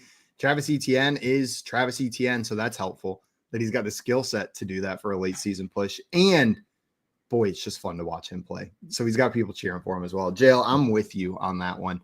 I don't think it would help me as much as it would help you. I think you drafted a lot more Travis Etienne than I did last year in dynasty leagues and this year in redraft. But yeah, I would still be happy to see Travis Etienne absolutely rock it. We like Travis Etienne in this house. This is a Travis Etienne family. So I think we're all on board with that one. JL, we support your holiday wish. My holiday wish will not be for yours not to come true. Thank you. I mean, that would be bad. From the bottom of my heart. Well, we can use wishes that way? Yeah. That's excellent. If you're malicious, you can use your wish to wish against somebody's wish. Dude, malicious wishes? Album, band name, Dibs. Fantasy team name, Malicious Wishes. That is such a good band name. What kind of music does Malicious Wishes sing? I feel like it'd be like a sultry jazz. I was feeling like a No Doubt style band, like a female led like ska pop punk style band is what we're gonna get going for Malicious Wishes. I like it. That's what we got. Tim in here had a wish for us. He said, I wish the Dolphins would never lose a game ever again, but I'll settle for never losing to the Bills again. That's a lofty wish, Tim. Ever is what he's wishing for. Or this season. He said ever. So I'm going ever. Based on Tim's words. Coop, you think that's reasonable? You think the Dolphins could never lose again? From this point on? I think it's possible. Just never, like for the rest of time. I think it's possible. But although Mercury and Morris would be double annoying if the Dolphins went undefeated again, right? Like I know he celebrates every time the last team loses, so there's no undefeated team because he was on that undefeated Dolphins team. But I think he would be doubly annoying if the Dolphins somehow managed to go undefeated again. They go undefeated forever. Tim, I'm using one of my malicious wishes to shut that down. We'll give you the Bills beating the Bills again this season. How about that? I'll wish for that one. I'm a Dolphins fan this year. I'm cheering for those guys. I just love Tua and Jalen Waddle. Like it's hard, and Mike McDaniel. It's hard not to cheer for that Dolphins team right now, unless you're a Bills fan. Then I get it. Pretty easy not to cheer for that Dolphins team. Sure. I'm going to jump into one of my wishes here. And JL, I'm starting with this one because it is pretty similar to yours. It's just a different player and a player who has been killing it. Currently the number 2 PPR running back on the season by only about 5 points. I want Josh Jacobs to absolutely kill it. A league-winning finish to the season to cap off this unreal run that he has had this year. Finishes the number 1 overall running back and lead me to probably 10 fantasy championships if Josh Jacobs does that. Like he is on so many of my teams. Him doing well would be the biggest boon for me this season. And he's already started it. Like, I just want him to finish the job. Know what I mean? You're right there. You're sniffing the number 1 PPR running back on the season. Let's get 1 or 2 more big games over this back stretch, 1 more 40-pointer, and close the season out as the number 1 running back. That's my fantasy wish. Josh Jacobs, number 1 PPR running back, league winner. Just one more measly 40-point game. That's all I want, Josh. Not even, Come on. dude, not even asking for a whole lot, dude. For Christmas. Honestly, with Josh Jacobs, you might not even need to waste a wish on that. Yeah, he's getting all the work. Here's the problem with that, Simon, is it kind of goes against one of my wishes. So I'm not sure you could deem my first wish here a malicious wish, but I'm still holding out hope that I can not have to eat this tomato on the show. So I'm rooting. Nice try. I'm rooting for the Broncos. I got to root against the Raiders, which is going to be pretty easy because my Patriots play the Raiders the week after next. So that one, I was already going to be rooting for them. The Raiders schedule goes Rams, which is probably a win. Patriots, up in the air. Steelers, I'd probably lean Raiders on that. 49ers, which I would lean 49ers. Chiefs, which I would lean Chiefs. So the Raiders have some losable games. That being said, I need to use a wish on these Broncos because the Broncos schedule goes Chiefs, Cardinals, Rams, Chiefs again, Chargers. So Broncos in big trouble. Probably it's a rough schedule. Probably gonna eat that tomato. So I got to use my malicious wish here to shut down your Josh Jacobs, pump up my Latavius Murray. Right, let's get it going. Let's get the boys rocking, dude. Let's ride, and let's see if we can keep those tomatoes off the menu. What do you say, boys? No, I want to watch you eat a tomato. No, dude. I am fully rooting against your holiday wish. Here's the thing: more people are gonna watch the stream, Coop, if you eat a raw tomato. I don't want to. Don't make me. I don't rightly know, sir. I would. Do we decide if I could use salt and pepper? No, we decided you can't. I'm sneaking it in there. I'm gonna film before the show. I'm just gonna fill my mouth with salt and pepper, so it's just in there. Can't stop that. Yeah, that won't be noticeable. That's like for wrestling in high school at the beginning of the season, we had to pass a hydration test, and then they would put you on a weight loss plan, right? So you could only lose a certain percentage of your body fat at the beginning of the season. You had to have a minimum amount, and you had to pass a hydration test in order to be allowed to wrestle. And I don't know if you know this, but wrestlers are not the most hydrated bunch as they're trying to make weight. So a lot of people getting sneaky around there. And one of my friends, we were in the locker room waiting for the hydration test where they you stand in a room, no walls, you pee in a cup. And the whole time I'm talking to him, he just won't respond. And I think he's doing a bit. I think he's doing a bit where he's just not responding. He was a jokester. And I was like, I don't get it. I was about to punch him. What the hell are you doing? Why won't you respond to me? We've been here for 45 minutes. Turns out he was holding water in his mouth the entire time to spit into the cup for the hydration test. We passed a water fountain on the way into the locker room, and he just took a sip and then sat there with it in his mouth for 45 minutes so that he could spit it into the cup to pass the hydration test. Oh my God. God. What a beast, dude. For real. 45 minutes. That must have been some warm water. Also just filled with saliva when they test it. That's gonna be meat on tomato day with salt and pepper. That's what I'm saying. Yeah. And Coop, whenever Coop just doesn't respond for 45 minutes, we'll know it's because he's got salt and pepper in his mouth. We'll do it at the end of the show. My mouth will be after a long segment. My mouth will be so salty. I'll be like, start Jacoby Myers. We've got a question in here from Eric before we get on to some more holiday wishes. Eric said, pick one quarterback this week and rest of season. Kirk Cousins, Jared Goff, Derek Carr, and Tyler Huntley. Said, I had Lamar. So if you're picking up another quarterback out of that bunch, John Luke, which quarterback are you going with? Cousins, Goff, Carr, Huntley. Ooh. My heart tells me go Goff here. But let me pull up their schedules real quick because I think it's close enough that will actually affect this. The Lions do play kind of a smothery schedule of Jets. It's Vikings is a good matchup this week, equally good for Cousins. Then it's Jets, Panthers, Bears, Packers.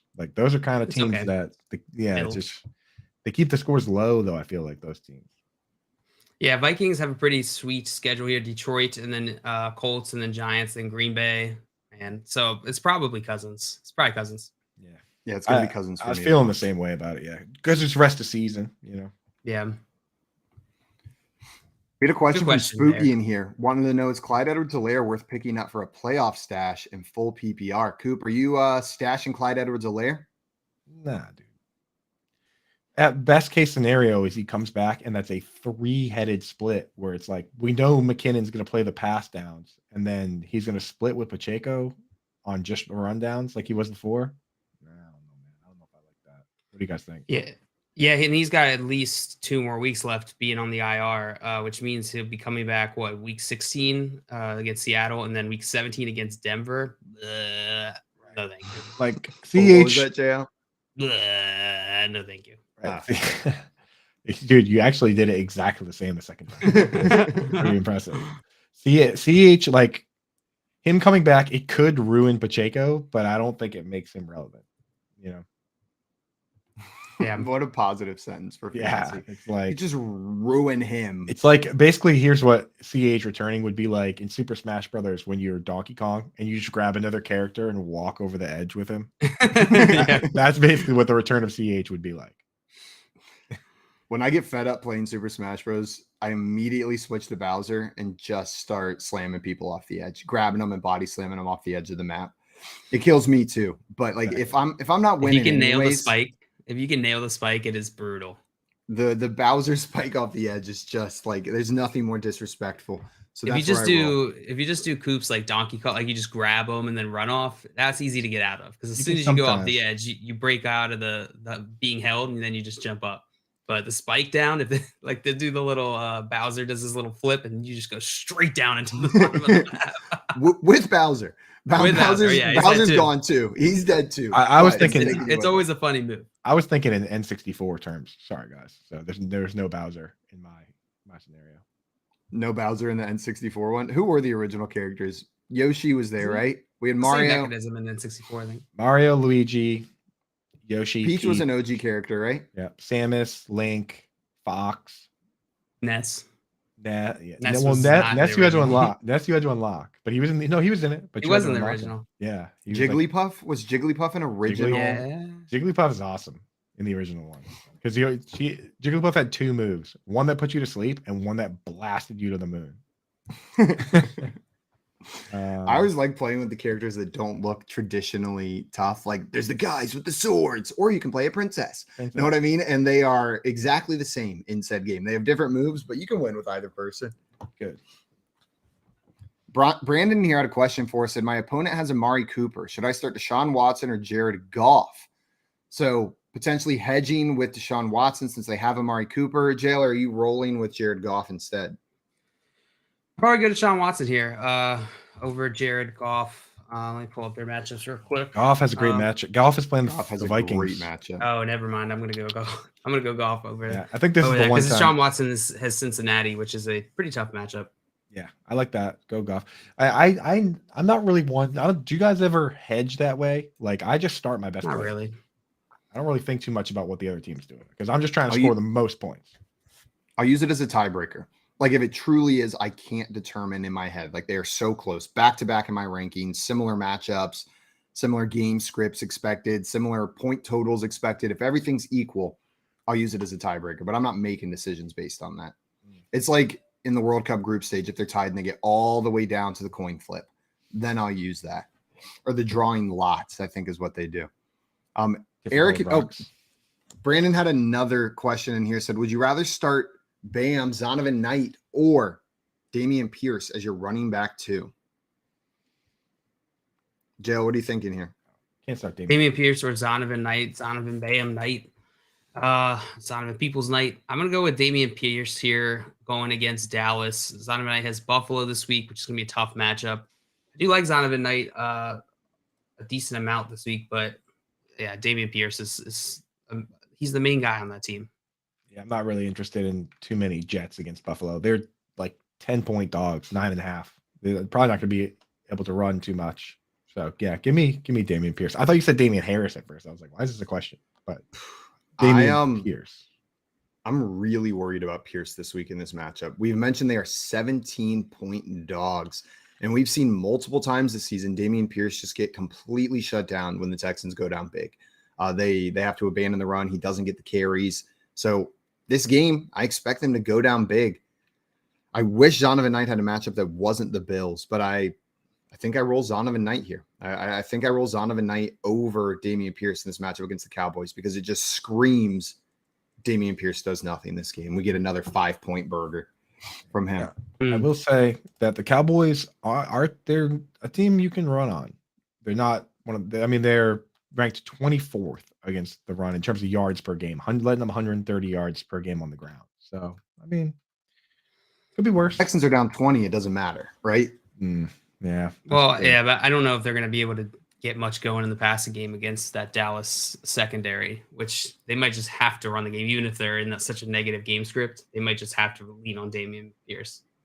I hear you. We've seen them fail in the passing game against the Bengals and fail in the running game against the Bengals. They just couldn't get it going, but they were trying to get the passing game going. They abandoned the run almost entirely in that game. They were down 30-0. That was a bit extreme, but we'll see. See. Philly Mack in here with a great point, though, saying Pierce ran for 139 on Philly. It can be done. I've just seen it recently, like 2 games recently where they've gone down big and Pierce hasn't gotten the work. Last time Mike White played the Bills, he threw 4 picks and got permanently benched. That is 100% true. Yeah. It was last year, though. Different year. Different Mike White. They didn't have T-shirts that said Mike MF and White last year. Did you hear what he said? That is like, I'm not sure if it's girlfriend or wife said to him. No. After the last game, she went up to him and she said, "Who are you?" He was just a backup quarterback, and all of a sudden he's like a superstar with everyone wearing shirts with his face on them. And the swag and the 3-touchdown game. Who are you? I'm wondering the same thing. Scott Fish said Mike White had 2 picks last week, but should have had 4. That's true. Should have had 4. It's okay, Scott. Should have had 4. He'll have 4 this week. It's okay, I promise. Dale, we've all hit one holiday wish. I wanted to get one more holiday wish out of you. Do you have another one for us? I do. And it's related to this, actually. It's the Jets. They are right now, they're currently in the running for a wild card spot for this playoffs. They're still in the hunt here. My wish list is for Mike White to win the Super Bowl, to bring the Jets a Super Bowl victory, for the pure storyline and chaos that would ensue because of this. Can you imagine just the drama? Zach Wilson, he says no, and then he gets benched. And then for Mike White, who comes in and leads this team to victory, like that just plays so strongly into this narrative. I need to see it now. That's all I want for the holidays, please. Even as a Patriots fan, I will allow it. I won't use a malicious wish against that because, I mean, just to see the Bills and Dolphins fans be like, what the hell? Like, this is supposed to be our time, right? Brandon came into the chat with exactly what I was going to say. I was like, I'm going to add on to this, JL. Let's have a Purdy versus Mike White Super Bowl. Let's have a Brock Purdy versus Mike White in the Super Bowl game. Jets, 49ers. That would be wild. 49ers will be favored by 30 points. They would. And Tim Robert says, Saleh I veto that. There'd be a ton of great storylines in that, dude. Robert Saleh versus his old coach. JL, I'm on board with this. I'm all about it. It's a lofty wish, though. You're asking for a lot. It's very lofty. Yeah, they got to beat the Bills. They got to beat the Chiefs. I have another wish. This one's a little less lofty, but it's just something I want to see before the end of the season. I want to see Desmond Ridder. I want to see Desmond Ridder play on the Atlanta Falcons. I want to see a full game. I want him starting, and I want to see what the Falcons have in Desmond Ridder. He wasn't a bad prospect. There was some excitement about him coming out. They're obviously not a playoff team. So get the rookie in there and let's see what he can do. I want to know if he's going to be the answer for the Atlanta Falcons. And I think getting to see a couple games with him under center will help paint that picture a little better. I mean, at this point, I want to see. I as a fantasy analyst and a general fun enthusiast, smash that fun button in the chat. But I always want to see the more exciting player. I want to see Malik Willis. I want to see Desmond Ridder. I'm tired of Marcus Mariota. I've seen enough Marcus Mariota. He's fine. You know what I mean? Let's get the fun guys in there. Come on. Let's rotate it. Bailey Zappi, throw him in there. Arthur, are you listening? Desmond Ridder. It's done. Dio play him right now. Dio, pull some strings. What can you do for us? Yeah, let's get Dio back on. Get Dio back on and ask him now if he's on board with seeing some Desmond Ridder. Now if he's willing to bribe Arthur Smith. Let's get Dio back on the schedule. Keith, I want some Falcons updates. Ernie, wake up. Is there any? Ernie's like, is there a show today? Yeah, you're both fired. You're both fired. Don't worry about it. You're both fired. Don't worry about it. You're both fired. All right. Yeah. So my last wish, dude, I would like to see Matt Patricia fired out of a cannon into the sun. That's my wish, dude. I know, like, you know, I don't care. It's simple. It's simple. It's I'm not asking for much, right? Like NASA, SpaceX, one of you guys, you know, Russia, China. Figure it out, you know. Toyota. Sort of I mean, he's a rocket scientist, so he's going to be trying to sabotage that rocket. He's going to know what he's doing. You're going to have to tie him up, you know. But I don't care who calls the plays. Joe Judge, bring Bill O'Brien over. I know that Saban and Belichick have some weird friendship where they don't poach coaches from each other, but maybe Saban will gift us Bill O'Brien for next season. But I'm tired of the Matt Patricia plays, man. I was at the game this week, and every third down, they would throw it to the sideline. I went on PF. I was talking about it. I was like, I don't know why we're throwing to the sideline so much. It's not working. I just pulled it up. According to Pro Football Focus, Mac Jones throwing over the middle of the field this week was 15 of 15. And then every third down, they would just say, let's punt. So I don't know what it was. I don't know what's going on with Matt Patricia, dude. I think he's overthinking things, being the rocket science pencil ear genius he is, but I'm just tired of it. So done. Tommy in here saying would need to be a high caliber cannon. Boy has some girth. Yeah, it was like cartoon cannon. Disrespect. Get the Acme cartoon cannon out for this guy. Send him. Done. Would you guys get shot out of a cannon knowing you would land in a net on the other side, or like you're supposed to land in a net? Like it's like skydiving. Sure, something can go wrong. You know what I mean? Difference. Well, what I'm saying is like nothing's guaranteed. Like if you were to go skydiving, something could go wrong. Same thing with the cannon. But it's highly, highly unlikely. Like 99% of people who do it, 99.99% of people who do it land in the net on the other side. It's just for the thrill. I've bungee jumped. I've never skydove. I've wanted to my whole life. Skydove. I've wanted to my whole life, but I would be fine skydiving. I have bungee jumped before in Texas. I jumped off of a crane. That was terrifying. But at least like that one was freaky because you have to walk up to the edge and then go over yourself. So you have to like tell your body, okay, I'm going, I'm doing it. All right, now go. Like skydiving, you know, usually you got somebody on the back of you that kind of jump out. Getting fired out of a cannon with like nothing attached. It's just like, yeah, no, we calculated the trajectory. It's good. Like just imagine being in the air. You should be like, fine. Whoa. You know, like that feeling of like you're not attached to anything, you're falling would be not enjoyable at all to me. I think I'd do it. I've never gone bungee jumping, but I've always wanted to. But Joe, you're 100% right about skydiving. You hardly have time to be scared because they just shove you out of that plane. Like the ground's so far, it's almost like like it's gonna take forever to get there. I'll be fine. I'll figure it out. Bungee jumping, it's like wow, there's everybody. There's the parking lot. All right. I did have a similar feeling when I went paragliding, where like how you start paragliding is you run off a cliff.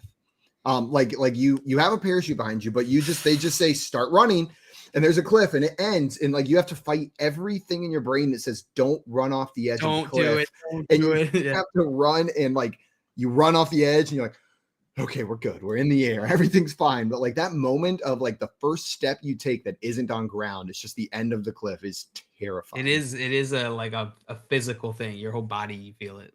It's wild. Yeah, I mean, my question on the cannon thing would be, how much do I have to pay? Because I'm so in, dude. I don't know if I can afford the expenses associated with this endeavor. It's just like loading himself into the cannon. Let's go, dude. Let's Coop, go. It's $150, but you and I got a 2-for-1 Groupon. So it's $75 a piece, and we can get in there. You doing it with me? Yeah, we in the same cannon together, like yeah. Just like rotating like through the air like this, like barrel rolling through the air, you and me. Just hugging each other. I'll pay for the whole. I'll pay for the whole thing, brother. I think I'd rather pay more than pay less in this situation. Like I don't know that I want a Groupon for the cannon ride. Both times I've gone. I want to pay $1,000. I've had a Groupon both times I've gone skydiving. It's a little scary. You got to save that money where you can. Scott, where you can. Scott Vision here said, I have flown a kite enough to not want to paraglide. Yeah, they go down pretty hard. Fair. They go down pretty hard and fast. Yeah. Just Look at imagine Earn Scott Fish Dog. flying kites. Simon Earn Dog in the chat. Look who's said- alive. He said, I'm too busy playing the game and intentionally getting you guys run over. # lowest score ever. Respect it. You're rehired. You're rehired, Ernie. Oh, love it, Ernie. You see the dude? Look at that comment from Tommy. What did he say? Can we? He said, high score in Hogger. Take a screenshot. Giving away a signed mystery jersey on Friday. So, guys, if you get the high score in Hogger, screenshot it, send it to us. Whoever has the highest score will get a signed mystery jersey on Friday. Tweet it out if you do that. Tweet it out. # Hogger. Hogger. I'll be sandbagging. I'm gonna be sending tweets of like my score's like 25, even though my high score right now is 40. Dude, I have Hogger up on my screen right now, and it's messing my camera up. This thing is taking up a lot of juice. But yeah. And Dustin said, where is this Hooger link? You can find it at bettersports.com/Hogger. We can throw it over there in the chat as well. Get you guys playing that. I'll tell you right now, the bar is set at 40. I'm on level 5 right now, and the Hogs are flying at level 5. The Hogs are flying. They can't Hogs be are stopped. flying. Hogs are flying around, bro. When Hogs fly. We also had a question from Scott come in here. Scott wanted to know, or no, Spooky Season asked this. Sorry, Spooky wanted to know Mac Hollins or Nico Collins this week for a second flex spot. Coop, you rolling out Mac Hollins or Nico Collins? Man, Nico Collins got 10 targets, and he couldn't have been less efficient with them this week. What are the matchups like here? Could Las not Vegas have the has Cowboys. the Raiders. Raiders have who? Raiders are Rams, and the Nico Collins has the Cowboys. Yikes, McYowza. I think I would start Mac Hollins, man. He's playing like every snap, and it's just a better offense and a better matchup. I think the Texans are in for a whooping. Yep. I think I'm going to roll Mac Hollins here as well. I don't want to mess around on that Texan side of the ball if I can avoid it. Is there anyone that you're excited to start for the Texans? No. Oh my God, no. Yeah, but hey, real quick, Damian Pierce is the closest I am to being excited. As Tommy points out in the chat, quick baseball alert! Everybody, put on your baseball faces. I have a baseball hat on. Yeah, you do. There you go. Well, why don't you make the Aaron Judge announcement then? Because the information is now out. He has signed a contract, and it looks like a big one. He re-signed with the Yankees. Make that announcement, Simon. 9-year, $360 million with the Yankees. Aaron Judge is back. And yesterday, I got tricked out. I don't know if you guys did. Did you guys see there was a tweet that said he was going to the San Francisco Giants? And then another person picked it up, made this beautiful graphic of Aaron Judge in a Giants uniform, spread it out. It was getting all this attention. And then the tweet that he based it off of was deleted like 5 minutes later, just gone. And so everyone it was John Heyman is what Keith is coming in here saying. John Heyman tweeted out, Judge to the Giants is almost a done deal. But back with the Yankees. Yankees fans are probably happy about that. Whoopsies. And Scott Fish saying Bama, Packer, Laker fans are so happy Judge is back. Yeah, they are just celebrating. All of our Lakers fans and Alabama fans just cannot get enough. Yeah, their favorite players are Aaron Judge and Wayne Gretzky and Babe Ruth. Just really rooting for the underdog, rooting for the Yankees. And then they got really wild, picked a real underdog in basketball in Shaquille O'Neal. Yeah. Shaq is their favorite basketball player just because they got to cheer for a scrappy underdog. I watched this video about Shaq yesterday, and it was about his 61-point game versus the Clippers. Have you guys heard this on his birthday? Shaq's 61-point birthday game. No. So he was playing the Clippers, and he had a bunch of friends come in town, and he was talking. He said, I told Kobe before the game, like, yo, it's my birthday. I'm not doing anything before this game. Like, I'm hanging out. I'm getting things set up. All my friends are coming into town to watch the game. So you take care of all that stuff. I'll show up in time for game. He said he showed up to the arena for the game in his sweat still, and it's at the Staples Center. And he usually has no problem getting extra tickets at the Staples Center. He just rolls up and he says, hey, like, I got some friends. They need some tickets. But he shows up today, and because it's a Clippers game, not a Lakers game, like he's playing for the Lakers, but it is a Clippers game, they tell him, no, there are no more seats. I can't have any tickets for your friends on your birthday. Like it is like, I'm sorry, but your friends can't come in unless you buy tickets. So Shaq had to buy tickets for his friends at the door before the game. And he walked away, and the guy who was like selling him the tickets was in this interview. And he said he looked at the person next to him and he goes, the Clippers are in trouble.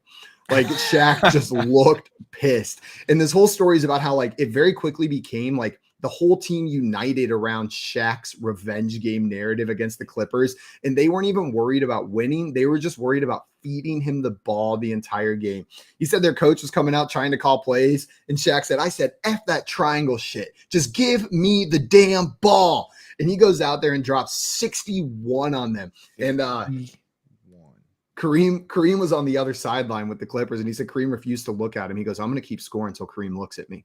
Like, I'm going to look at him after every single basket until that man looks up at me and acknowledges what I'm doing to the Clippers right now. And he also dropped 61 on his birthday. He also had 23 boards. 61 and 23, bro. That's a like day, dog. It ended with him saying, like, I'm sure the Clippers are not going to make that mistake again. Like the next time Shaq asked for tickets, they just had to give him tickets. The big cactus, the big Aristotle. Don't mess around. Also, spooky season, and you're saying, I don't see the Hogger thing on your website. It's at bettersports.com/Hogger. Bettersports.com/Hogger. Just drop links in the chat. Yeah, we can drop a link over in the chat. Dog. What's going on? We can drop a link over there. Guys, coming up, we are going to play some fantasy football detective, and then we've got some things that we need to teach each other in the Moreau You Know. We're going to be talking trade values with our friend Alex, the trade daddy himself, a.k.a. Peaked in High School. And as always, if you've got questions for us, keep throwing them in the chat. We love answering your fantasy questions, so throw them in down there, and we'll get to each and every single one of them. Right now, you're listening to the Front Yard Fantasy Morning Show here on Better Sports Network. Hard Fantasy, weekday mornings at 7 Eastern on Better Sports Network. There was a tweet about the refs that had me kind of cracking up the other day because somebody was like, we have the technology to like, track the ball down to a centimeter and figure out, what speed these guys are running on the field. Yet somehow we still mark the ball by That's my favorite. a 60-year-old dude eyeballing it, and then we run over with literal chains and measure it. It's like, you think we can probably get that figured out. The least precise way to measure something, and then like immediately following that up with a super precise way of measuring something. Yeah, it's like we have satellite. Like if you're a millimeter short of that chain that they bring out there, that they ran out it as best they could in a straight line. But if you like, first they just go here, and then they grab the chains and they run in the straightest line possible. But then if you are 1 millimeter short with that football, doesn't count. Sorry. Couldn't have been human error. You're just short. That's exactly. And, they bring out the index card or whatever. Meanwhile, they have satellites in space tracking how fast Brandon Aiyuk ran on an end around. But we can't, and I can see that number live while he's doing it. Like I can see every player's speed on the screen live. I love that. It's like, and not to mention that dude's trying to make the spot and the player always tosses the ball right into his face. Right? Like he's coming over to spot it, and it's like every other time the player just like, here you go. Here's another thing to juggle. On call with Dr. Roto. If the Giants don't win another game this year, A, I'll be shocked. But B, I'll still think that they're better than they were with Joe Judge. Much better. Because I think Brian Dable's got a lot out of this team already. And I'm seeing what this team could be. See, that's the problem with owners and general managers. I see Nathaniel Hackett and I see a guy who can't get it done. I see Matt Rule and see a guy who never should have been hired. Disaster right away. Sometimes a good coordinator in the NFL is better. I don't even say sometimes. Most of the time, a good coordinator in the NFL is better than a college coach because the NFL coordinators, they know the system. They've been there. They've played. They've been around it. For the life of me, I don't know why Eric Bieniemy hasn't gotten a job yet. Deuce Staley's going to get a job. Somebody's going to hire that dude. When you've been around the game, you understand it. These college guys come, they don't know it. Join the show with one touch of a button. It's Sports Talk 3.0 on Better Sports Network.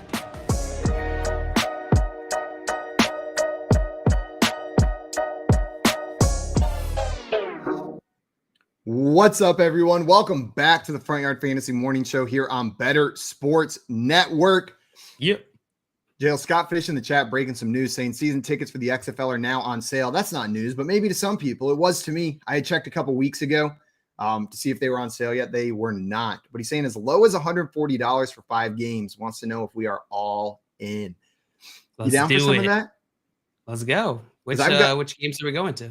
I've got a team 2 miles from my house. Like they play in a stadium 2 miles from where I live, the San Antonio team. So I might get some season tickets over there. That's not a bad price. I just checked. It was a little more expensive here. $177.50 was the lowest for a season ticket there. But for 5 games, it's a DC team. That's not far from you either. We could all get some XFL season tickets and start going to these games.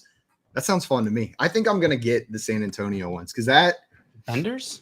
The Brahmas is the San Antonio team. I don't know what the DC team is. DC. I think it's Defenders, if I'm not mistaken. Checks out. And for San Antonio, it's a little bit even more fun. We got Hines Ward as the head coach, which I just love Hines Ward. I always talk about Darren Waller as having the best smile. Coop brought up Hines Ward that one time, and Hines Ward is an all-time great smile in the NFL. Strong smile. Yeah. Strong smile. Yeah, he did break that guy's jaw once, which was not so cool. Yeah, dude, I wish we had a team close to here, dude. The closest team to where I live is like DC. You and JL can get season tickets to the same team. Come on down. Dude, you got to get tickets. What's a Brahma, though? I have no idea. I think it's like a bull or a cow. What team has the best name? I want to hear from the chat, too. Here are the team names. You have the Arlington Renegades, the DC Defenders, the Houston Roughnecks, the Orlando. Not that one. Dude, wait a second. That's a front runner for me. The Orlando Guardians, the San Antonio Brahmas, the Seattle Sea Dragons, the St. Louis Battlehawks, and the Vegas Vipers.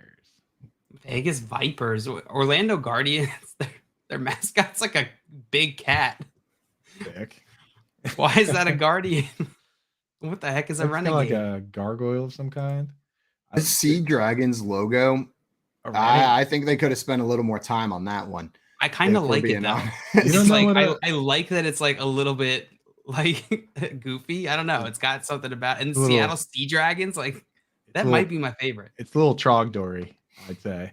You know what a renegade is? A renegade, bro?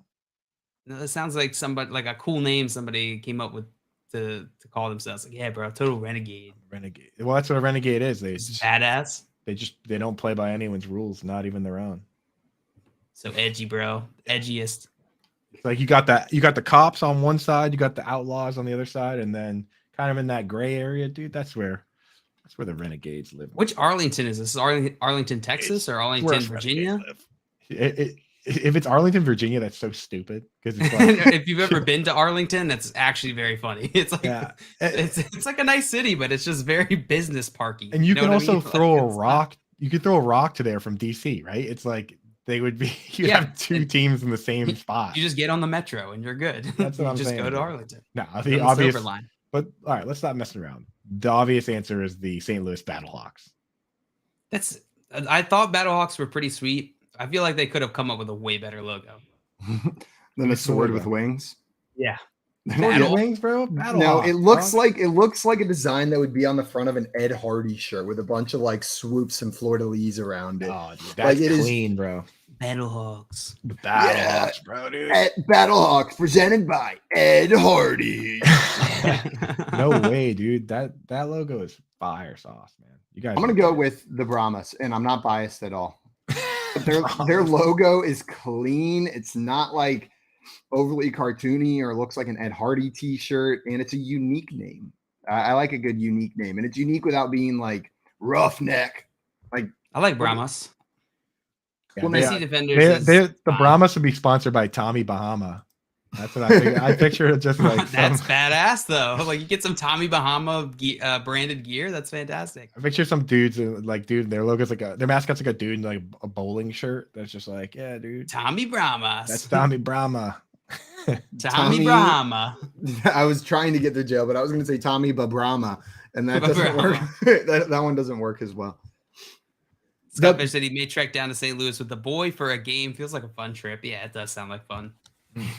Wait, I don't think I ever saw the update from Scott Fish because he surprised Ian, I think, with a game to a Vikings game. But I don't think I ever saw the result. You got to give us an update, Scott. Give us an update. It is Arlington, Texas. So Texas has 5 teams, and the closest team to where I live is, a 15-hour drive. No big deal. 3 of the 8 teams are in Texas. Dude, Coop, I think I can legitimately get to 4 of these teams faster than you can get to 1. I think I can get to all 3 Texas teams and the St. Louis team before you could get to the DC team. Why doesn't Providence have a team? Dude, the Providence cornucopias. It's because where you are, everyone's so close together. And where I am, everyone's so far apart. You got so many big cities next to each other, so many pro sports teams so close together. We have 4. We do have 4 major sports teams, and the Bruins and the Celtics are both in first place. But I mean, still, we need more. Guys, we had a question coming in from Eric. Eric said, keep rolling out DPJ on my flex or plug in DeMarcus Robinson. JL, would you be rolling out DPJ or DeMarcus Robinson? Oh, man, this week is going to be tough for both of these guys. DeMarcus Robinson, obviously dealing with Lamar being out. Looks like he's got a sprained PCL, so dealing with a knee injury here. He'll probably miss at least 1 week, up to 3. I don't think I could start Tyler Huntley, even though it's against Pittsburgh. That matchup is nice for them, but Tyler Huntley's just not very good. I'm rolling deep. I'm gonna go Donovan Peoples-Jones. Donovan Peoples-Jones, too. Dustin said, "What's high score on Hogger at?" Yeah, how are we tracking this? We got an update. The account, dude. We got an update from Keith that Dustin has sent him a high score of 150 right now. So Dustin has a high score of 150 right now. So that is the score to beat if you're playing some Hogger over there. 150. I'll beat it. I'll beat it right now. Coop said, "Bring it." I just got hit. What level is 150, bro? Those hogs must be moving, dude. Guys, it is time. We're going to move into a game that we call Fantasy Football Detectives. How this is going to work is I'm going to reveal clues one by one about a specific player. Coop and JL, your job is going to be to determine which player I'm talking about. The earlier in the clues that you get it, the more points you are going to earn. So if you get it after that first clue, you'll get 4 points, depending on the number of clues. Every clue, it goes down by 1 until that last clue, and you are only going to get 1 point for correctly getting the player. You guys ready? Yep. Oh, yeah. I wasn't playing Hogger. Don't worry about that. I'm gonna like put in parental controls on Hogger on your computer or something. Call up your wife and be like, "Hey, you got to block Hogger on I wasn't playing on the Hogger, internet dude. at home." Dude, the tabs I have open are ridiculous right now, dude. It's like Hogger, Tommy Bahama, like all this stupid stuff going on. Let's focus on the show. We got some fantasy detectives. I'm gonna roll into round 1. First clue. JL, you are going to get the first guess on this one. If you get it wrong, Coop gets his chance to guess, and then in the next one, Coop, you'll get to go first.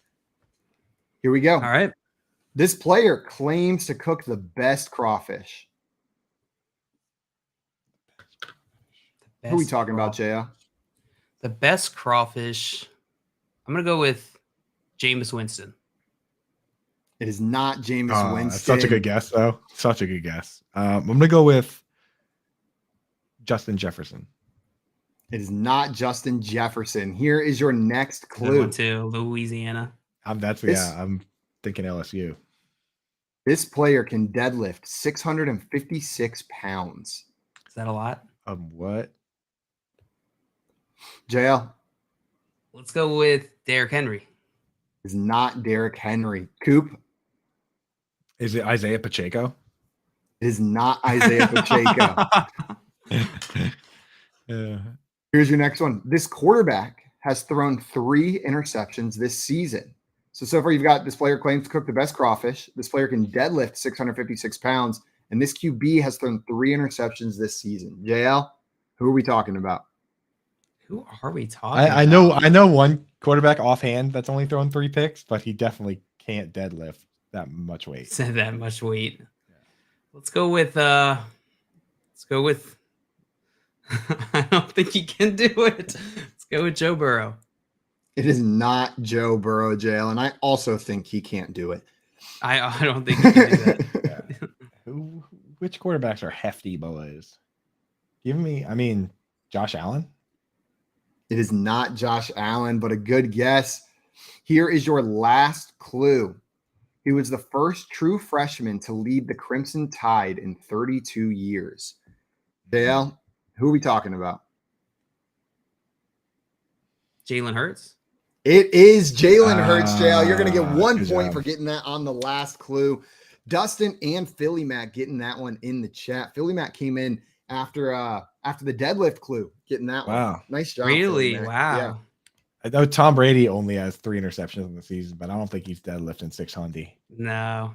No, he's maybe. deadlifting 656 reps of the elastic workout band. Yeah. Well, he's definitely Oh yeah, he's like because he doesn't like lifting. Would we let him in the Elder Scouts? He's pretty. Oh, close. 100%. 100%. He'd be like the young buck. The young buck in the Elder Scouts. Yeah. He's the one they made Get the it? exception for to let him in. I think so. Like, Exactly. okay, Tom, you can come in. With the amount of football you've played, your body's at least 55. Speaking of elderly exceptions, there was a story from Randy Moss. Randy Moss himself said that, I forget where, it might have been here in New England, or it might have been when he was with the Raiders, but he like paid a ton of extra money to live in a 55 plus community. And basically he was like, I just didn't want anybody bothering me. He's like, I wanted to be able to go just hang out and go fishing. And apparently he had like a bunch of friends that were all like that, all these people that were like his neighbors in this 55 up community, but he like lived in like a retirement community basically, just because he was like, I just want to chill out. Like in college, one of my high school friends' dad moved to a 55 plus community. And when we would go hang out at his house, we were the life of the party in that neighborhood. All his neighbors loved when we were running around, like just getting up to stuff in that subdivision. They were fans of like the young college kids running around in the retirement community. Guys, let's move on to our next round here. Coop, you're going to go first in this one. Are you ready? I'm ready. Here's your first clue. This player proposed to his girlfriend with the help of magician Daniel Fernandez. That's a ridiculous move. Who would propose with the help of a magician? George Kittle. It is not George Kittle, but I like the guess. JL, You got a guess here? Let's go with Travis Kelce. It is not Travis Kelce. Yeah. Here is your next clue. He once helped a woman change a tire by lifting her car because she didn't have a jack. Coop, Who is this? Proposed with a magician and can lift cars to help people change their tire. So it's not Wandell Robinson. Let's see. JJ Watt? It is not JJ Watt. Oh, that's kind of It's good. not JJ Watt. Joe, you got a guess? Let's go with Aaron Donald. It is not Aaron Donald. Here is your next clue. Former coach Jay Gruden called this player the total package. Former coach Jay Gruden. So Washington and Cincy. You thinking, Coop? Is it Jay Gruden also coached for the Jaguars, right? I don't know, man. Is it Trench? Is it no, is it Scherf? It is not Brandon Scherf. Scherf. It is not Brandon Scherf. Jail, you got a guess here? What was the last clue, Simon? The last clue was former coach Jay Gruden called this player the total package. Let's go with Samaje Perine. Such a good guess. It is the correct guess. Yeah. Samaje Perine is the right answer. You're going to get 2 points for that one because we had one more. Why did I say Washington and Cincinnati out loud? I should have just kept my mouth shut, dude. I should have got my mouth shut on Jay that. Gruden's a Washington coach. That wasn't. I should have not. You didn't give me that information. Gave you the info. I said the two teams. I don't think I knew that he was on Cincy though. I just knew him on Washington. So Samaje Perine's on Cincy right now. He just had 100 yards last week. I know Samaje is. I didn't know Oh, Jay Gruden. I was thinking, you were saying Cincy for Samaje Perine? That's No. confusing. I said the two names of teams that he's coached for, but he was with Cincy before he went to Washington, so it wouldn't have matched up, right? Gotcha. Well, JL, nice pull on that one. The last clue was this running back rushed for over 100 yards in week 13. And that's what Coop said afterwards. You got it, JL. Samaje Perine, that's going to put you at a 3-0 lead. And JL, you go first on this next one. Here is your first clue.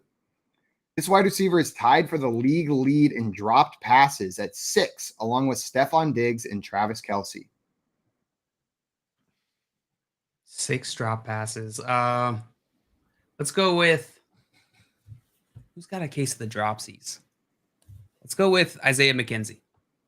It is not Isaiah McKenzie. I'm sorry, Coop. You got a guess here? Darius Slayton. Oh, I thought you said seriously. So Darius Slayton was my guess. Seriously. I was like, yeah, seriously, Coop. That's how the game's played. It is not Darius Slayton. This wide receiver caught his first touchdown against the Dolphins. JL, you got a guess for us?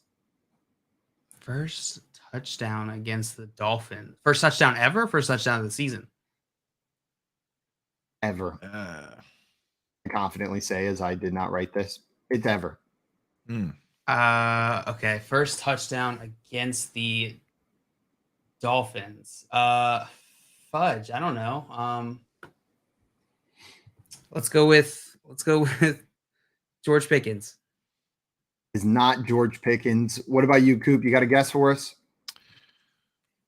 Lots of drops, huh? Is it Christian Watson? It is not Christian Watson. Your next clue. He is averaging 19 yards per catch. JL, so averaging 19 yards per catch. Does that shine a light on who it is for you?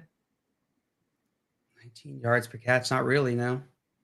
So recap of the clues while you're thinking. We've got tied for the league lead in dropped passes at 6, along with Diggs and Kelce. He got his first TD pass against the Dolphins, and he is averaging 19 yards per catch.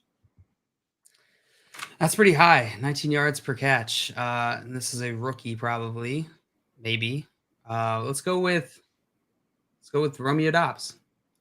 Romeo Doubs is incorrect. Coop, you got a guess? Is it George Pickens?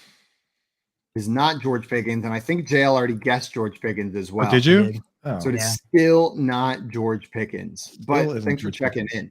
I figured this time around it might be. Here's your next clue.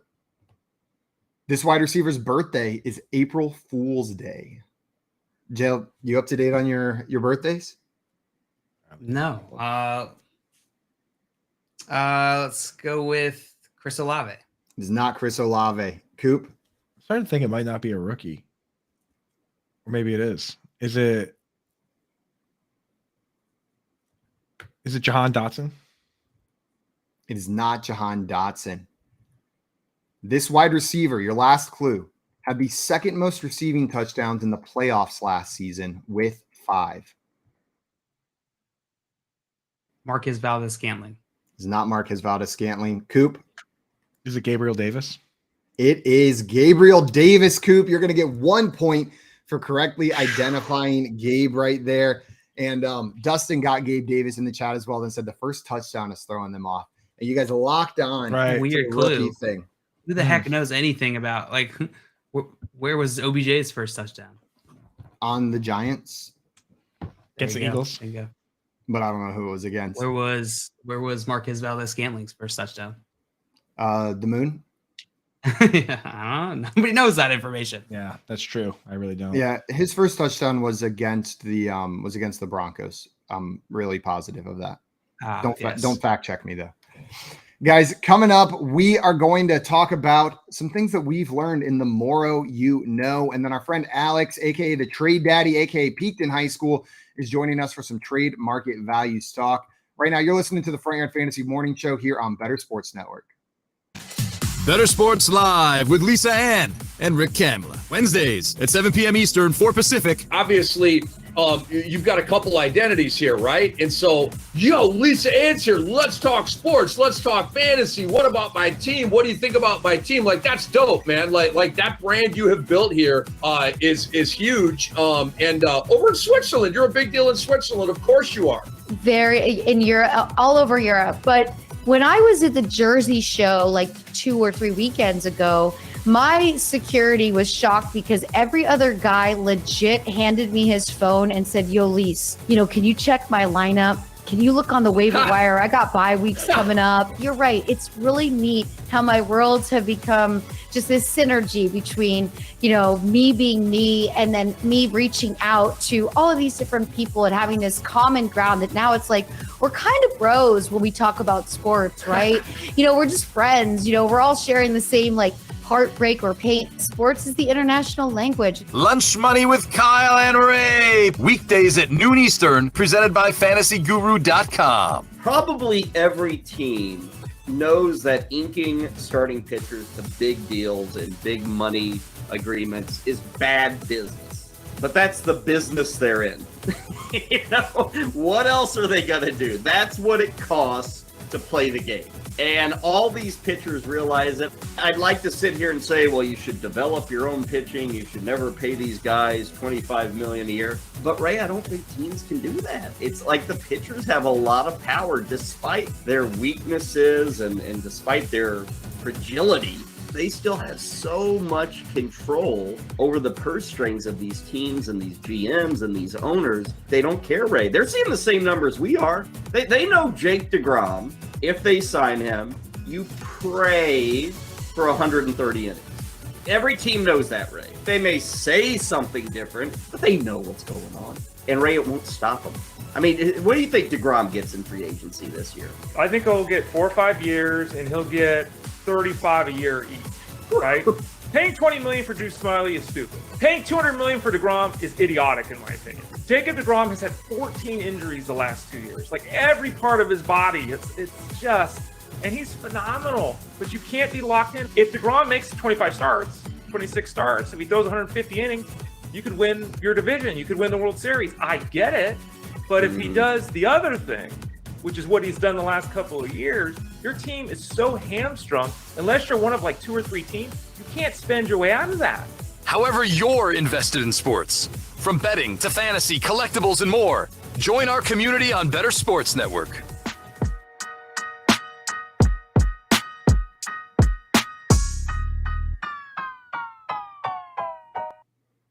What's up, everyone? Welcome back to the Front Yard Fantasy Morning Show here on Better Sports Network.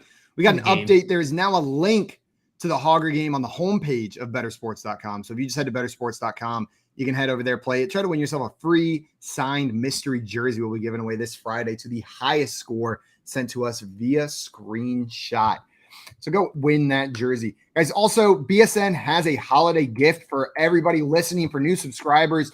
If you subscribe now, you're going to get a free 90-day trial when you sign up. You can hear all of our talk shows whenever you want. Everything on demand over there. Clips, highlights, interviews, hog talk. Everything is going to be on demand there on the BSN app. It's a free 90-day subscription if you sign up for a new monthly subscription now. It is time to get into one of my favorite segments here, the Moreau You Know. The Moreau You Know. Sorry, I gotta enunciate properly here. This is one where we each bring something that we have learned that we think is important to share with everyone. We had some pretty interesting ones last time. Jail taught us about the creation of fantasy football. I enjoyed that one, and I am forgetting what myself and Coop brought to the table last time. Coop was something about Taylor Swift, and yours was something about islands. Oh, it was about that's right. It was about this wild island. The whiskey war. That's right. It was about the whiskey war. That was about the secret community of gaylers that believe that Taylor Swift is sending them coded messages about being homosexual through her lyrics. So that's right. Really important stuff, I think, across the board. Where do we want to kick off today? I can do it, or if one of you guys wants to jump in, and share your the more you know. I can start here today. I'll go second. You guys may have heard of this story already. This is news to me. Back in 1998, People Magazine, they named Rich Gannon the sexiest athlete of the year. Rich Gannon is a quarterback, was quarterback in the NFL. And so what they did is they sent a photographer out to Kansas City, which is where he was playing QB, to take photos for the magazine. People Magazine was not a sports magazine at the time. The only issue was the photographer didn't know who Rich Gannon was or what he looked like. And so he accidentally took photos of the other Kansas City quarterback, Elvis Grbac. Whenever the magazine realized that this was that they had made a mistake here, they got the wrong guy. Tell Elvis that he wasn't the sexiest athlete alive. So now Elvis Grbac is the sexiest athlete of 1998. Wow. They just left him in. He's just the backup quarterback for Kansas City. That is excellent, dude. That's incredible. Jail, that was so worth the Moreau You Know title. That is a fun fact that I'm going to carry with me for the rest of my life. I'm looking him up right now, and he looks like for the rest of his life, he is just so happy that he won that. Like a genuine happiness in his smile. It's contagious. And his it was really hard to find him because his last name, I did not know who this man was. It's spelled Grbac. Grbac. Elvis Grbac, yeah. I mean, this guy, dude, he suffered one of the gnarliest concussion hits I think I've ever seen, dude. Grbac, when he lost his job, dude, he got popped. I remember. So I think that was right before Alex Smith came in, or might have been somebody else. So we got Tui in here. What's up? Saying Cleveland guy. We love some Cleveland guys here, Mr. Grbac. And Scottfish, you got Scottfish and Tommy in the chat. Grbac. They're Listen, I'm going based off of how I heard it on YouTube. So blame that announcer, not me. That's a pretty good one. JL. But also, this was before I was born, so leave me alone. Sexiest man alive on accident. I wouldn't even be mad if they just accidentally gave me that award. Yeah, like, who would be? Well, you could be offended. Know what I mean? Like you could. That, dude. You could be offended, like, man, like I'd be like, no, of course. Photograph me. Yeah, well, naturally, I thought this might happen. The thing is, people forget the story behind it until JL brings it up and snitches on you, dude. Like he's probably. Yeah, I'm like, oh, this was a mistake. I would definitely have that picture in my house, dude. And then like you go to visit and somebody's like, I was watching some show and they said that you actually weren't that sexy. Rich Gannon, that was sexy. Think about this from Rich Gannon's perspective: is that he just got this award totally swiped out from under him. Would you rather actually be sexy, or would you rather have People's Magazine say that you're sexy even though you're not? I'd rather actually be sexy. Yeah, exactly. So Rich Gannon did just fine. Yeah. Oh, dang. Good. All right. Lawyered. Dude. Yeah, lawyered. All right. That was smooth as hell. If Rich Gannon was here, Coop, he would be blushing right now. He would be blushing. Yeah, that's right, dude. All right. So I got Rich Gannon. I just want to say I Googled him. I don't think it was a big drop off to 1998. Maybe, Mr. Grbac. Beauty standards were different. Yeah, they were a little different back there. Mr. Grbac, I think you're a handsome man. Sorry, Coop. Go ahead. No, that's good. That's important stuff to hit on. Grbac. Great name. Yeah. So you want me to do mine? Yeah. Yeah. So this one, this is my favorite team. Everyone knows Bob Kraft, but do you guys know how he actually acquired the team? No. It is a wait, I think I do. Ruthless story from Did you tell us this? I think I've mentioned it briefly, but not really in full, like how he ruthlessly clawed away. Tommy goes in a poker game. Yeah, it was a crazy game of poker. No, it was ruthlessly clawed this team away from multiple people that did not want him to have the team, right? So back then, the team was owned by this family called the Sullivans, right?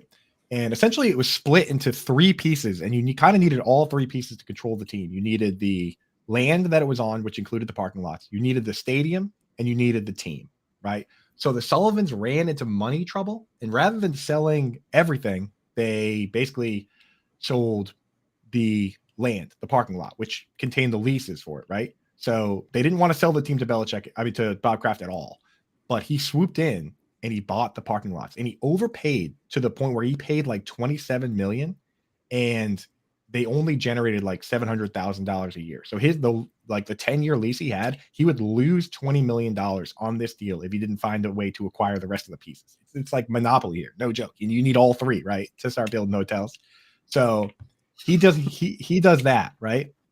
the Sullivans didn't want him to have the team so much that they turned around and when they continued to have money problems, sold the team to a totally different guy, this guy, Victor Kayam, who wanted to move the team to Jacksonville, right? So they did that, and then they sold the stadium.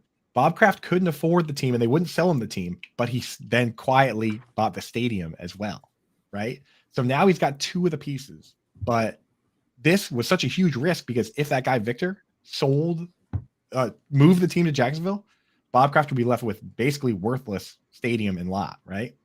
So he's holding out.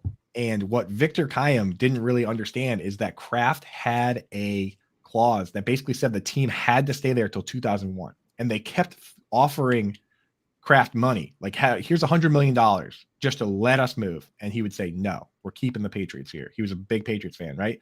Eventually that dude got so frustrated. He then sold the team, not to Kraft, but to another dude.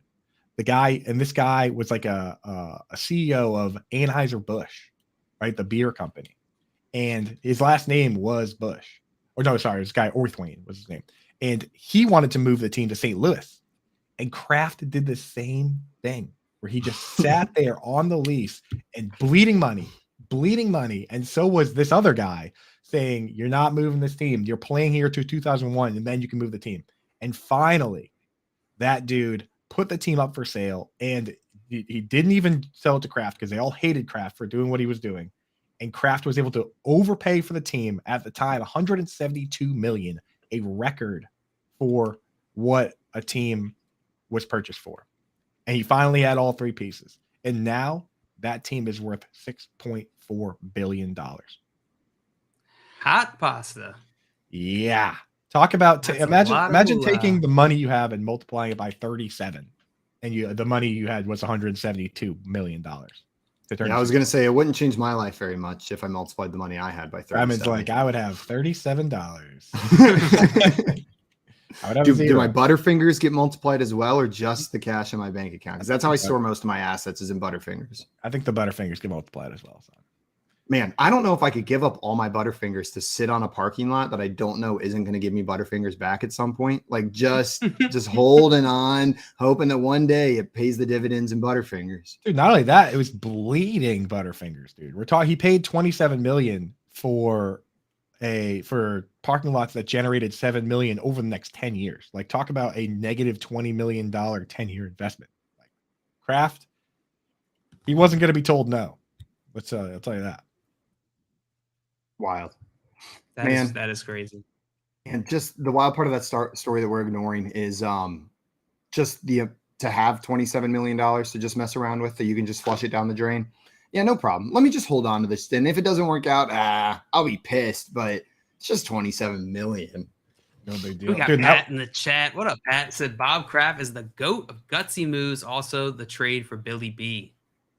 Yeah. Traded a first-round pick for Billy B. And the crazy thing is, it wasn't just $27 million. He also paid $25 million for the stadium. So it was $50 million he was ready to lose.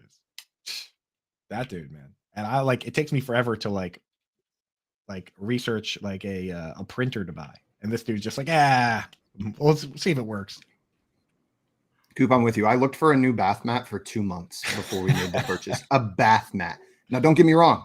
I've got the best bath mat now, but I did research it for 2 months prior, and that was like not a $27 million purchase. That's why we don't have clown noses. I've been thinking about, it took me a while I've been looking at them for a while too. That's why we should create like an almanac of all the best things that we've thoroughly researched and that we really like. So that it's like, if we run into this issue, I can be like, well, let's see if Simon's already looked it up. Oh yeah, here's the bath mat we're getting right here. JL adds his mattress in there. Done extensive tuft and needle research. I know that one's going to get added in there for him. I got the pens covered. You got flashlights covered, Coop. Yeah, shoes. I can cover Goodyear welted shoes. I've done quite a bit of research on that. I think we really should. The Elder Scouts Almanac. Ooh, and I'll put my denim recommendations in there. I have spent way more time than any human should researching denim. So we're going to get some good jeans. Let's put it together. The Elder Scouts Almanac. Absolutely. I like it. I'm digging it. Guys, coming up, we've got our friend Alex, a.k.a. Peaked in High School, joining the show, the trade daddy himself, to talk trade values. You're watching Front Yard Fantasy Morning Show here on Better Sports Network. Front Yard Fantasy, weekday mornings at 7 Eastern. Yeah, sorry, I'm just banning the porn bots real quick. Whenever the porn bots, I will say, dude, whenever the porn bots show up, it means we're doing something good. It means that we're showing up. So, you know, they wouldn't find us if we weren't, if the live stream wasn't good. So, you know what? We welcome you here. Tinder-hot-.xyz-festival adult dating site. One of our biggest fans. I detach all of my self-worth to how many porn bots come into our show in the morning. If we don't get any porn bots, I go the rest of the day thinking like, what did I do wrong? Why didn't Tinder-xyz.com want to hang out with me this morning? Yeah. People ask, how was the show? I'm like, not that good. No porn bot showed up. Moose and Keith, weekdays at 10 a.m. Eastern. Because I never asked you this. When Noah was growing up, when did Noah first where you got a sense that this is what my son wanted to do? I was really busy during his formative years. I didn't meet Noah till he was about 19. Nice. So your wife did a good job. Yeah, you may want to talk to him. I would say about first vision, he started showing a legitimate interest. He started getting curious about how I prepared, what it required, and then I saw a little bit of a shift, 14, 15, where he was concentrating on the on-cameras, the interaction between play-by-play and analyst, and started probably taking mental notes at that point of the performance aspect of, okay, you do all this prep, but you got to go out and deliver it. So, yeah, probably that 14, 15 range, I thought to myself, this could be something he really wants to do. Better Sports Network is betting, fantasy, collectibles. It's sports talk done better.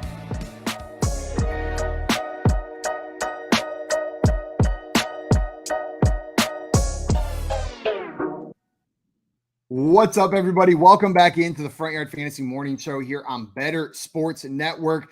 Joining the show right now, we've got our friend Peaked in High School, a.k.a. Alex, a.k.a. the Trade Daddy, coming up to talk through some trade market values with us using his ever so beautiful trade market value charts. For those of you that don't know Alex, you can find him on Twitter at PeakedInHS_FF and on Reddit at PeakedInHighSchool. Alex, thanks so much for joining us today, my Trade man.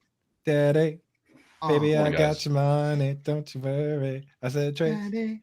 Baby, I got your money. Don't you worry. That was stuck in my head all day last time. So thank you. Tail texted me and said, I don't even know what song that's based on, and it's stuck in my head. That's an original. He made that up. Yeah. No one's ever heard that before. Exactly, dude. Old dirty bastards. He passed away, so he's not coming out of that copyright. Wu-Tang Clan might have something to say about it. I actually heard that Wu-Tang Clan is not someone to mess with, too. Yeah. Sheesh. Pharma, bro. Yeah, Heard you're that. not even messing with them. I think that was specifically targeted at the Pharma bro. Know what I mean? I think they went for him extra hard because of who he was, not so much because maybe you don't mess with Wu-Tang. They were like, protect your neck. Maybe both are true. Alex, we brought you here today, and you're here every Wednesday with us to talk about your trade value charts. Thank you for coming up. For people that have not joined us before for this segment, maybe they got some trade questions. You want to explain to them how your charts work, what we're going to be talking about here? Yeah, sure. So trade value charts are just kind of a guideline of really how you should be looking at valuing players versus other players. And what we're doing, we're just trying to look for trades, right? What's a little different about these is that I aggregate expert consensus ranks and use that to seed a model. That way it's more of a market snapshot versus just one person's evaluation of 150 or more players, which is very hard to do. So when you kind of aggregate those together, you see a little bit less biases, and you can really have a good starting point for conversations with people in your trades, or in your league, also in your trades. Also in your trades. Absolutely. And if you have not used these charts before, check them out. You can find them on Alex's Twitter at PeakedInHS_FF. Also check out his Patreon. The link is in the bio. You get some extra goodies over there whenever you subscribe, early access to the charts as well, and access to that Discord. What stood out to me on this trade charts immediately, I just want to get into, is Josh Jacobs' value going down. We bring up Josh Jacobs every week. I'm getting it out of the way early, but Josh Jacobs went down 3 points this week. I don't get it. Why isn't Josh Jacobs up there like fully with Christian McCaffrey, Saquon Barkley, Austin Eckler? Because in my mind, he should be. What settings are you looking at? The PPR one? You're not looking at the PPR one.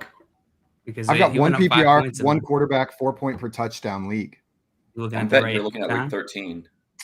Potentially. I clicked on Probably, a yeah. link, looking at the wrong one. Hey, Well, then he's ignore third me. on the You list. should- Someone else you tell me should where throw he a is. link in the chat. He's like the He fourth is- most valuable person on the entire chart. He just jumped up 5 points. Yeah. Yeah, it's like you couldn't be more wrong, Simon. I don't know. Yeah, shut up, Simon. My bad. I followed the link in the show sheet and assumed it was correct. Oh, so it was Keith's fault. You're fine. So someone else want to tell me where Josh Jacobs is then? He's up at like way at the 71. top. Yeah, he's the fourth player. He's just under Justin Jefferson. It's Christian McCaffrey, Austin Eckler, Justin Jefferson, him. That's it. Then I am not upset anymore. That makes perfect sense. And Josh Jacobs is finally where he should be. It's Got a him, link then in the Devontae. chat. Yeah. Are we worried at all that he's got kind of a less than ideal schedule? Got Patriots, which is pretty good run D, Steelers, and then championship week, he faces the number 1 team in terms of yards per game, the 49ers. So that's not an ideal matchup. They're letting up less than 80 yards a game. I mean, but the good news is he's involved in the receiving game now, right? Like that was something we were waiting for from Josh Jacobs. So his value is a little bit insulated even against tough run defenses because he's not just game scripted out. He's their third down back, their first down back, their every down back. So while the upside maybe goes down a little bit, I'm not worried to the point where he's not a must start. Like he's still in your lineup every time. Maybe just that 40-point upside is gone, right? But you could still get a 20-point game out of Josh Jacobs with some receiving work and a touchdown. Yeah, some big fallers this week. Kenneth Walker, obviously the injury, dropping 11.5 points. Saquon Barkley dropped 8.5 points, as well as Jonathan Taylor dropping 8. Jalen Waddle dropping 8.5. Jeff Wilson dropping 11 points here. And Chris Olave dropping 10.5 points. Holy wow. A lot of people are dropping a significant amount here later in the season. Any of these stand out to you, Alex, as being notable? I mean, Waddle and Walker are just purely injury related, right? Like but it seems not necessarily promising, but I guess they're not either ruled out. Jeff Wilson, I mean, what are you doing with the Miami backfield? Like, there was nothing that pointed to Mostert taking over last week, right? Like, It was a Jeff tough Wilson wasn't banged matchup. up. I wouldn't Which is weird. overreact to Jeff Wilson, which I think what we're seeing here is a bit of an overreaction to one game where the game didn't really go the running back's way and they leaned on Mostert. I don't think he deserved to drop 11 points here. I bet you we see a bounce back here in the later half of the season. You also wonder, Mostert had a lot of things to say, multiple different kind of trash talk level things to say. He walked a little bit of it back, but he did talk quite a bit before this game. And maybe Mike McDaniel kind of said, hey, you know what?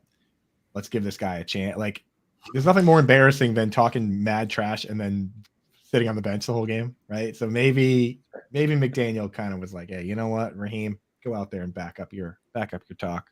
I mean, but to give him I'm not sure how much of a chance you're giving him against that 49ers defense with your left tackle and right tackle out for the game. That's just setting him up to not back up the trash talk. Maybe you should have just left him on the bench. Yeah, maybe that's something where they see Raheem Mostert as a bit more maybe disposable is the wrong word, but like expendable.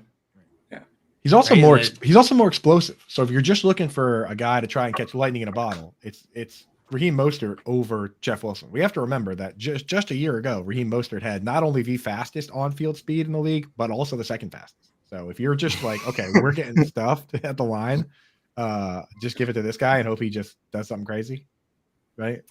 Yeah, Makes one play and he did it. Yeah. They had 8 rushing plays in that game against San Francisco, which is by far the lowest they've had all season. They've been averaging in the upper 20s over the last like 5 to 7 games or so. So this is an absolute anomaly. I'm not expecting this going forward, and I think Jeff Wilson is he's still gonna be the main guy there. He's still getting the majority of the snaps. Majority of the snaps here, 54% compared to Raheem Mostert getting 51%.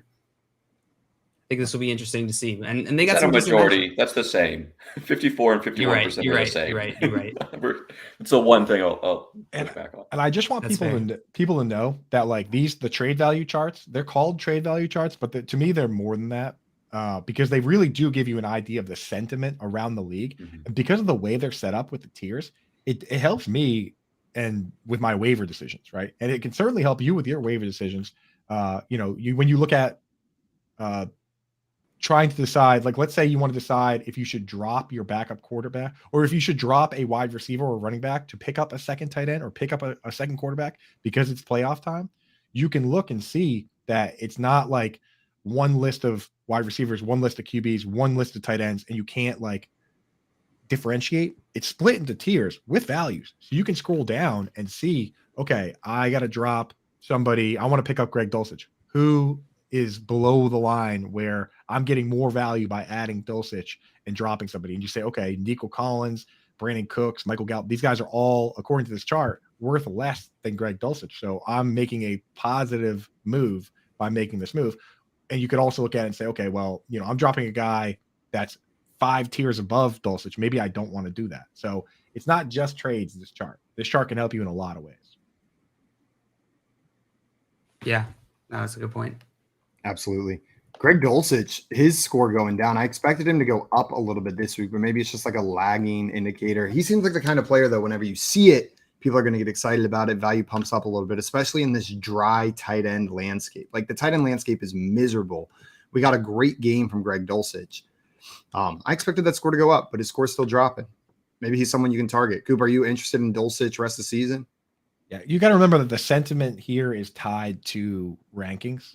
So for Dulcich to go up, realistically, you need another tight end to go down or him to just get moved up. You know what I mean? Like, so unless people are moving Dulcich ahead of Njoku or Gerald Everett or Cole Kmet, you're not going to see him move up on the chart. Right. So, and we saw that in past weeks. Like we were like, oh, why did this guy move up? It's because Zach Ertz got hurt. Right. And you move him out of the equation. Now there's less value. Like the other guys become more valuable. So this week we didn't really have anybody drop significantly out of that range to move Dulcich up. So for me, I'm definitely interested in Dulcich. He has a great playoff schedule. Week 1 of the playoffs, if you don't have a bye week locked up, he plays the Arizona Cardinals.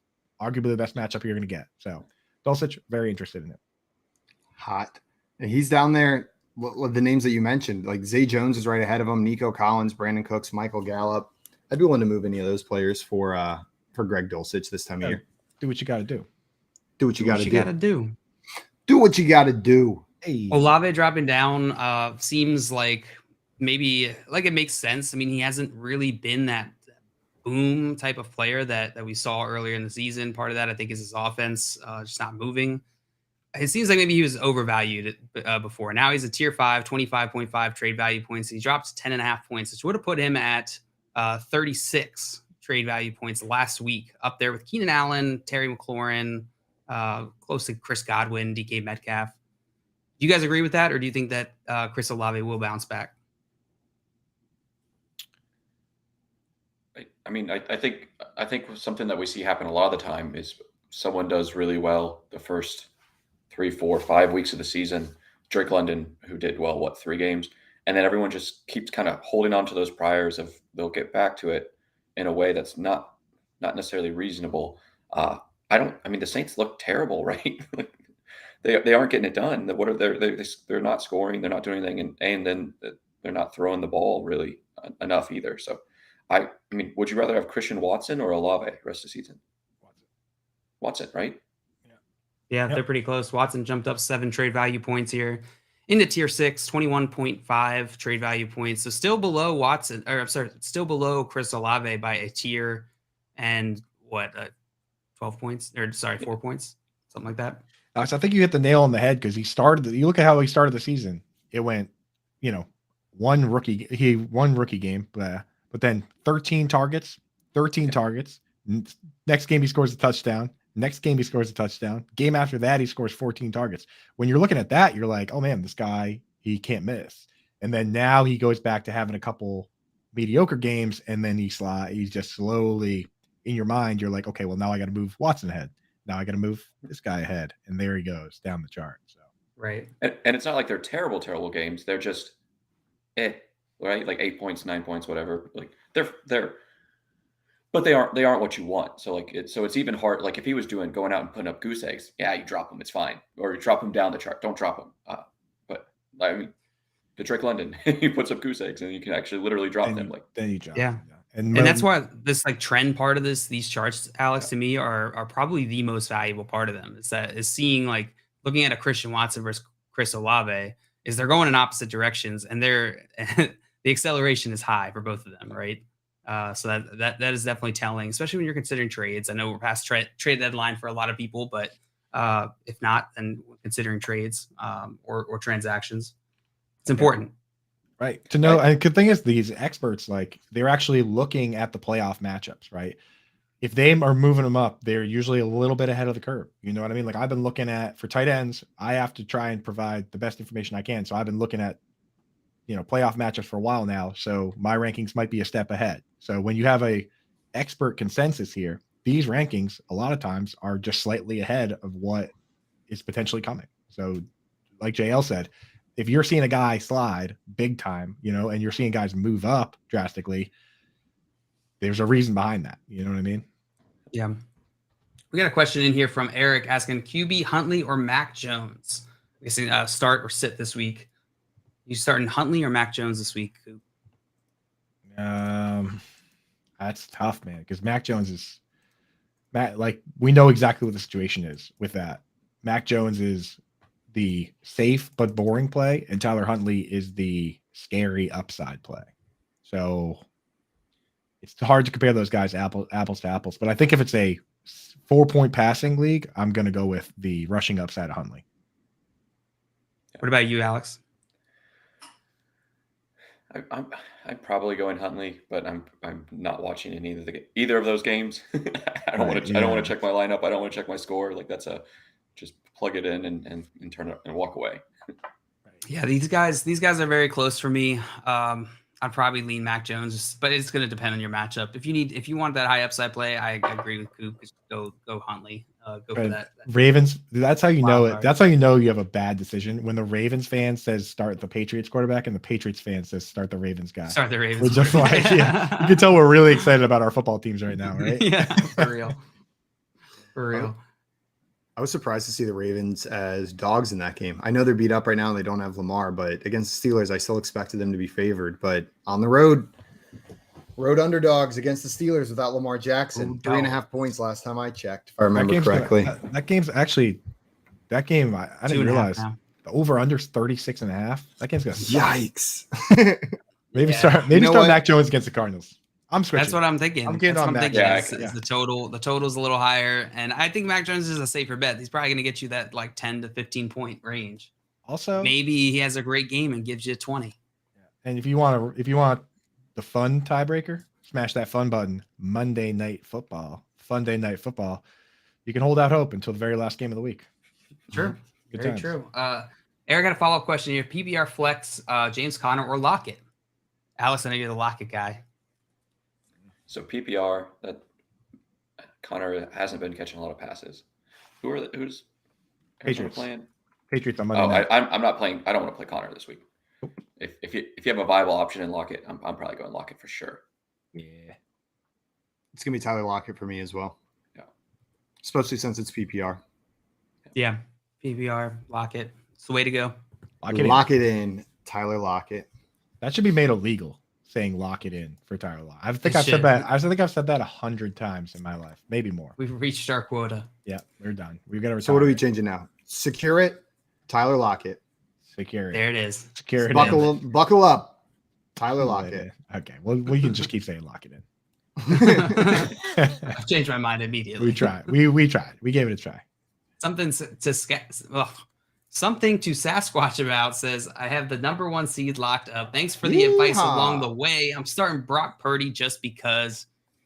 That's what I'm talking about, Sasquatch. That is what I'm talking about. It's all you, baby. Yeah, dude. I like that. Moral victories, dude. Something to Sasquatch about is an amazing YouTube name. Something to Sasquatch about. Just a great YouTube name. Also, the flex of just starting Brock Purdy because you can. Just rolling that out. Like, I understand there's game theory not to. Oh, you want the weekly high score. Oh, total points. But sometimes just like lineup trash talk, like just letting your team do the trash talk for you is the real power move, right? True. It's fun. Like if you're up by 50 going into Monday Night Football and you've got 3 players, just benching all of them. Like if it doesn't matter. And then whenever people go and look at it, they see that you beat them with 3 empty spots on your roster. Right. That's rude. Brutal. Not that we recommend not filling a starting lineup each and every week, but it can be funny trash talk. You get a It flex. can be really funny trash talk. George in here asking Steelers D versus Ravens or Cardinals D versus New England. I think I would go Steelers D here. 36 over under and and at home, right? Like that's against Tyler Huntley. Yeah, that's what you want. Like that's the goal. And Watt's back, and you're not going to get your defense won't get you at the very least. Your defense won't get you negative points. You know what I mean? Yeah. There's not going to be a blowout there. Yeah. This Arizona Cardinals defense, though, has had some big games this season. Like they're good. It seems like it's either very good or very bad for them. Like they get it done against the opposing team, get a couple turnovers, or they don't. Like the past 2 weeks haven't been great against San Fran and the Chargers. DST number 21 and 28. But Baker's been out. 5 weeks before that, DST 8, DST 5, 16, and then 3-3. Like this is a good defense, and I'm not too scared of the Patriots. I think, man, that's a tough one. I might roll the Cardinals out there. I might roll the Cardinals out there against the Patriots. I mean, they're both just good options, to be honest. They're pretty good. You're in a good spot. Yeah.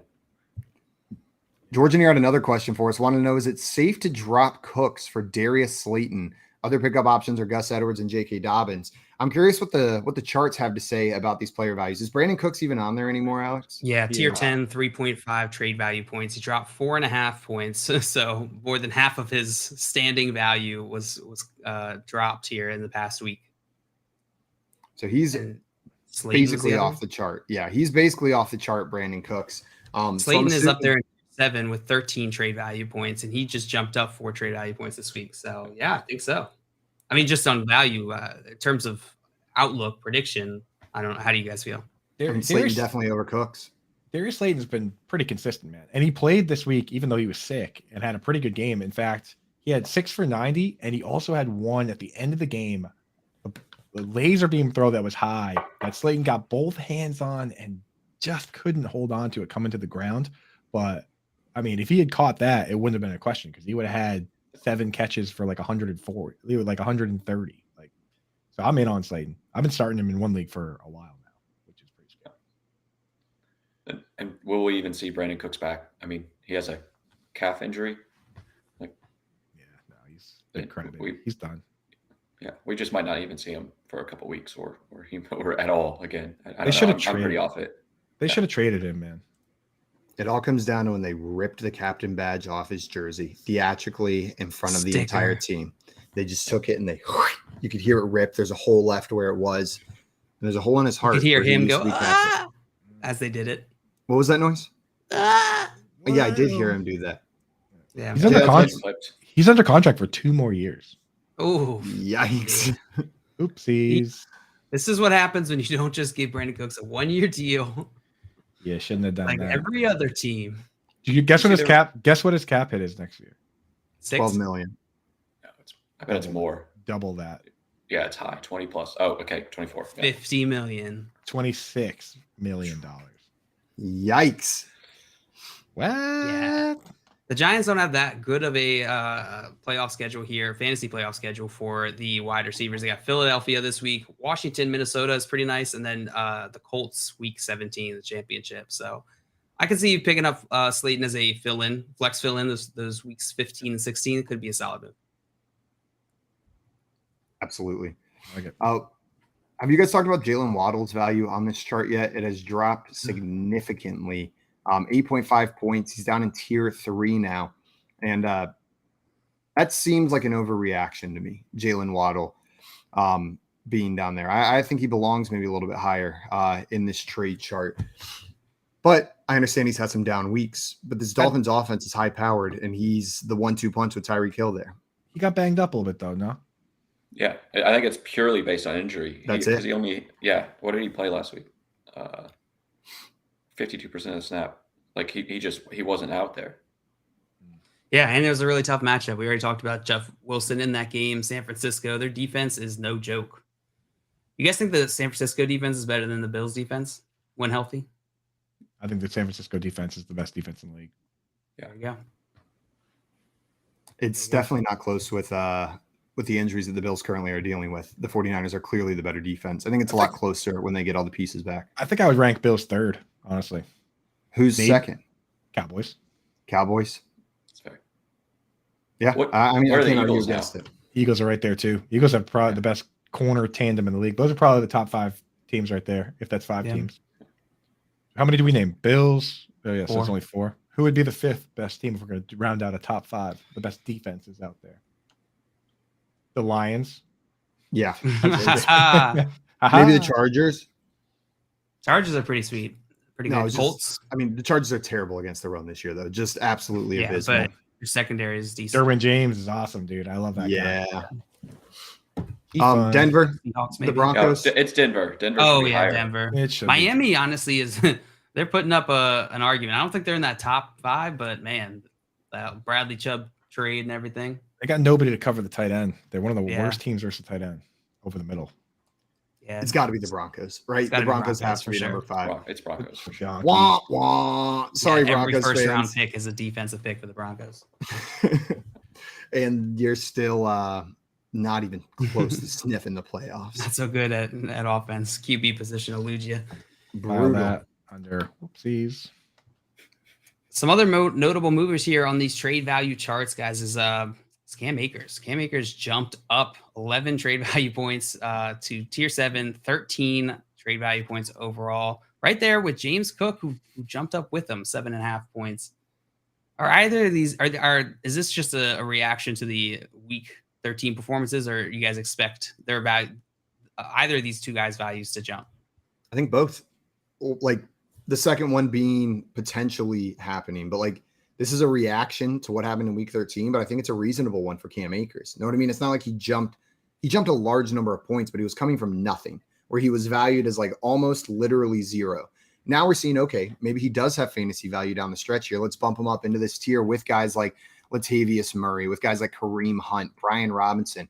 And I think with what we saw from Cam Akers, don't get me wrong, I'm not a big Cam Akers fan, but if they're going to feed him, if he's going to be the lead back, the back getting the most carries down the stretch, he deserves to be in tier 7 with those other running backs. He deserves to be near A.J. Dillon. I think that's where he belongs. And we could see it rise if we see it again next week. Like if we see him with that same volume next week, I bet he jumps up again. Probably not 11 points, but maybe 3 or 4. Does Baker being added to this team affect Cam Akers' value for you in your guys' mind? No. Unless Baker's playing O-line and gains 100 pounds. No, not really. Can you imagine? Yeah. That'd be sick. That quickly would Fat be Baker? impressive. Yeah, amazing, dude. Can I change my wishes from earlier in the show? That's what I wish. That's what I wish for. Fat Baker Mayfield. Baker Mayfield 100 pounds heavier. Yeah. So I'm checking out last week's week 13 just to see if Kyron Williams cracked the list, and he did not, even despite his 70% snap share. But I think that's kind of what was holding Akers back, is the Kyron Williams business. But you know, this week with Akers taking the lead, I could see why he would jump up that chart a little bit. I'm just concerned if that's going to be stickier, if it was a surprising game script thing where Akers was just getting more like, or are they just going to keep bouncing back and forth and be worthless, right? Then they both fall off the chart is what happens there. Because there's nothing worse than that. Yeah. That's the worst possible thing, is just complete uncertainty. That's when both guys go away. Well, and then the upside is it's uncertainty. And if you get it right, congratulations, you have the starting running back for the Los Angeles Rams right now. Exactly. Like if you get it right, you get 11 points. Is what's going on. And if you get it wrong, you get 2. So, and then next week they flip it and you get your pants pulled down in the first round of the playoffs. So congratulations. That's the second worst place to get your pants pulled down, for sure. Let's say James Cook goes out again and is ahead of Singletary this week, or just does it right.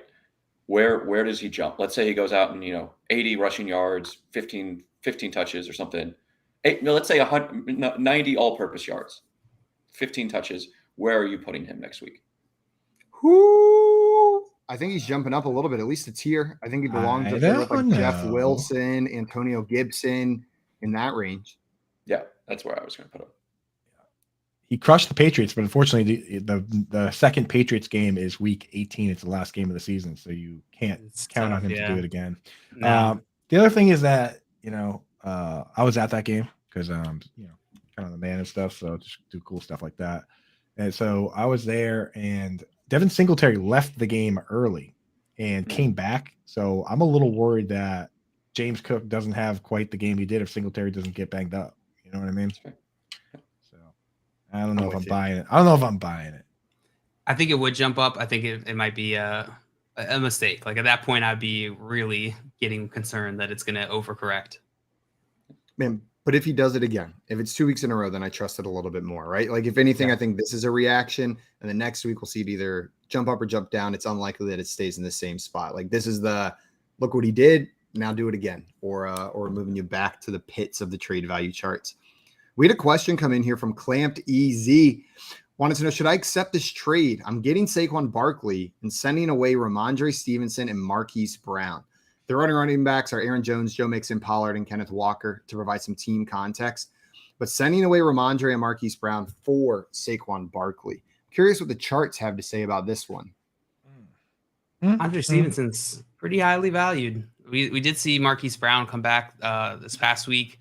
He had 6 receptions on 8 targets, 46 yards, no touchdowns. So pretty, just okay week for Marquise Brown, but I'd expect that to continue going up now that he is back and healthy and starting to score points again. I mean, I'm sorry, go ahead, Alex. No, I was going to say the drop from Barkley to Stevenson's only like 13 points. They're tier 1 versus tier 2. They're very close. I probably want the package side here unless you have a crazy amount of depth and Marquise Brown is not cracking your lineup. And then maybe, but like Barkley doesn't have a great matchups going into the playoffs, right? It's rough. I can tell you. Here's the thing about Marquise Brown that I liked, like even more so than 8 targets, which 8 targets is awesome. But he played with. They were like, oh, he's gonna be limited. He's gonna be on a snap count. Then he played 63 of 65 snaps. Played the whole game. So I'm sitting here and I'm like, how many wide receivers are playing the whole game? You know what I mean? For a team that, say what you will about the team, they at least throw it. It's the air raid offense for a reason. So if Marquise Brown goes in your lineup, I'm doing the trade. If you're doing the trade and Marquise Brown's going to be on your bench, I don't know why you would do that. Yeah, Marquise Brown is 16 trade value points according to the chart. Didn't move at all from last week to this week, which makes sense after a just okay fantasy performance coming back from injury. Tier 7 or the week before that. Whatever the last week was that he came back from injury. Week 12, sorry. Yeah. So I think it's a fair trade. This is going to be dependent on your team. If you have the depth, I wouldn't worry about it. Keep Saquon Barkley. Keep your heavy hitter. Otherwise, yeah, I like this trade. He's on the other side. He's got Ramondre and Marquise Brown attempting to get Saquon Barkley, but I'm with you, JL. Yeah. I think I'm staying put with Ramondre and Marquise, but I would have to see your wide receivers to fully know, because if you got the depth, if Marquise is truly like your 5th or 6th wide receiver, like Alex said, then yeah, it's an upgrade from Ramondre to Saquon for me going into these playoffs. I think it's fair. Close. Yeah. Yeah, definitely a fair trade. Do it. Yeah, they're within like 5 trade value points on this chart, 5 hog points right here. So, and Alex, you always say whenever you're trading for one player, you often have to overpay a little bit, right? Yeah, and it's usually kind of a function of the difference between them. But because Ramondre and Barkley are pretty close, you don't have to overpay quite as much. Like if you were trying to play, like if you're trying to send 2 30 value players for a 60 value, that's not really okay. You would probably have to send basically a third 30 value player type. Like you could send 2 45s for a 60, but you can't send 2 30s for a 60. But you can send a 50 and a 15 and get to 60. And because it's how much are you tiering up? How much are you upgrading? That makes sense. There's probably some cool math that can be done there that I will not be doing, but sounds like there's some cool math that you could work out. Clamped Easy in here said, my wide receivers are Jamar, Waddle, CD, and DJ Moore. So he's your 4th wide receiver after Jamar, Waddle, and CD. I don't know. That trade makes a little more sense to me now, sending away Marquise Brown when you got those 3 studs in your starting lineup. Yeah, I don't mind the trade then.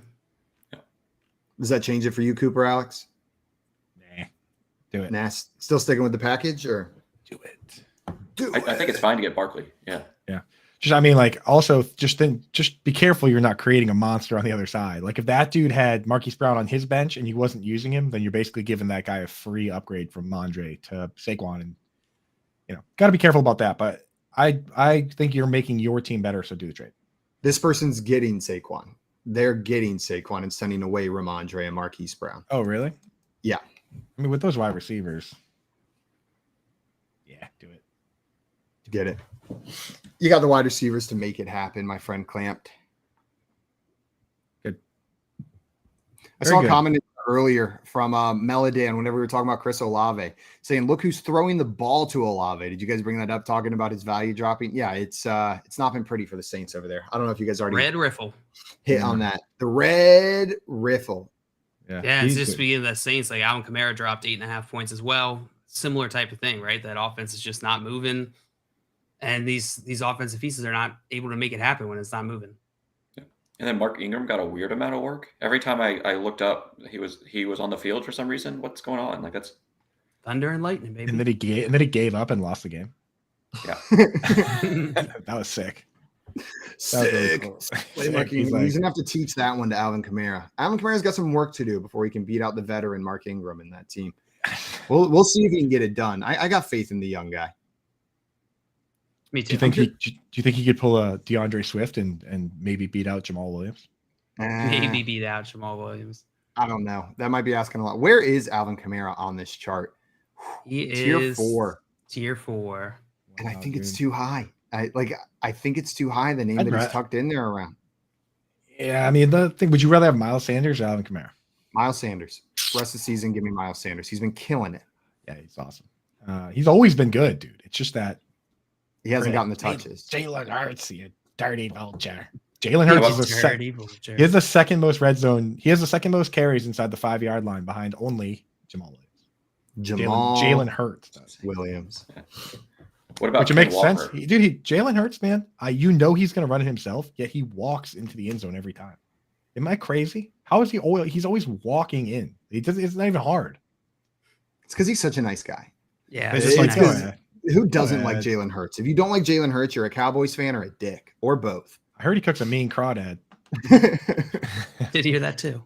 Get those crawfish showing. And he could bench press a car.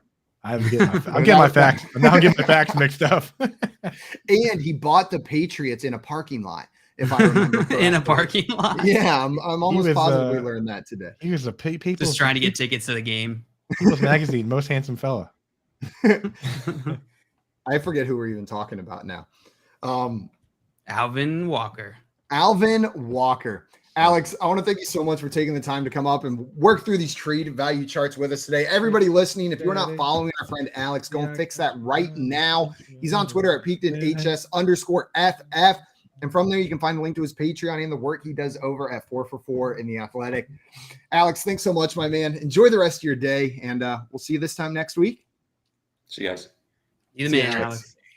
Everyone who hung around with us this morning, thanks so much for tuning in. We appreciate you each and every day. We will be back tomorrow morning at 7 a.m. Eastern time, just like we are every day of the week, getting you prepped for Thursday Night Football and Week 14. So make sure to tune in tomorrow, 7 a.m. Eastern time, bright and early. Stick around here on BSN the rest of the day for more sports talk. We've got Moose and Keith coming up next, followed by Lunch Money presented by Fantasy Guru, then Corey Nando and friends to answer your tough questions. Until tomorrow, though, we are out of here. Enjoy your Wednesday. Happy hump day, everyone. Send us those Hogger scores. Win that jersey. Yeah.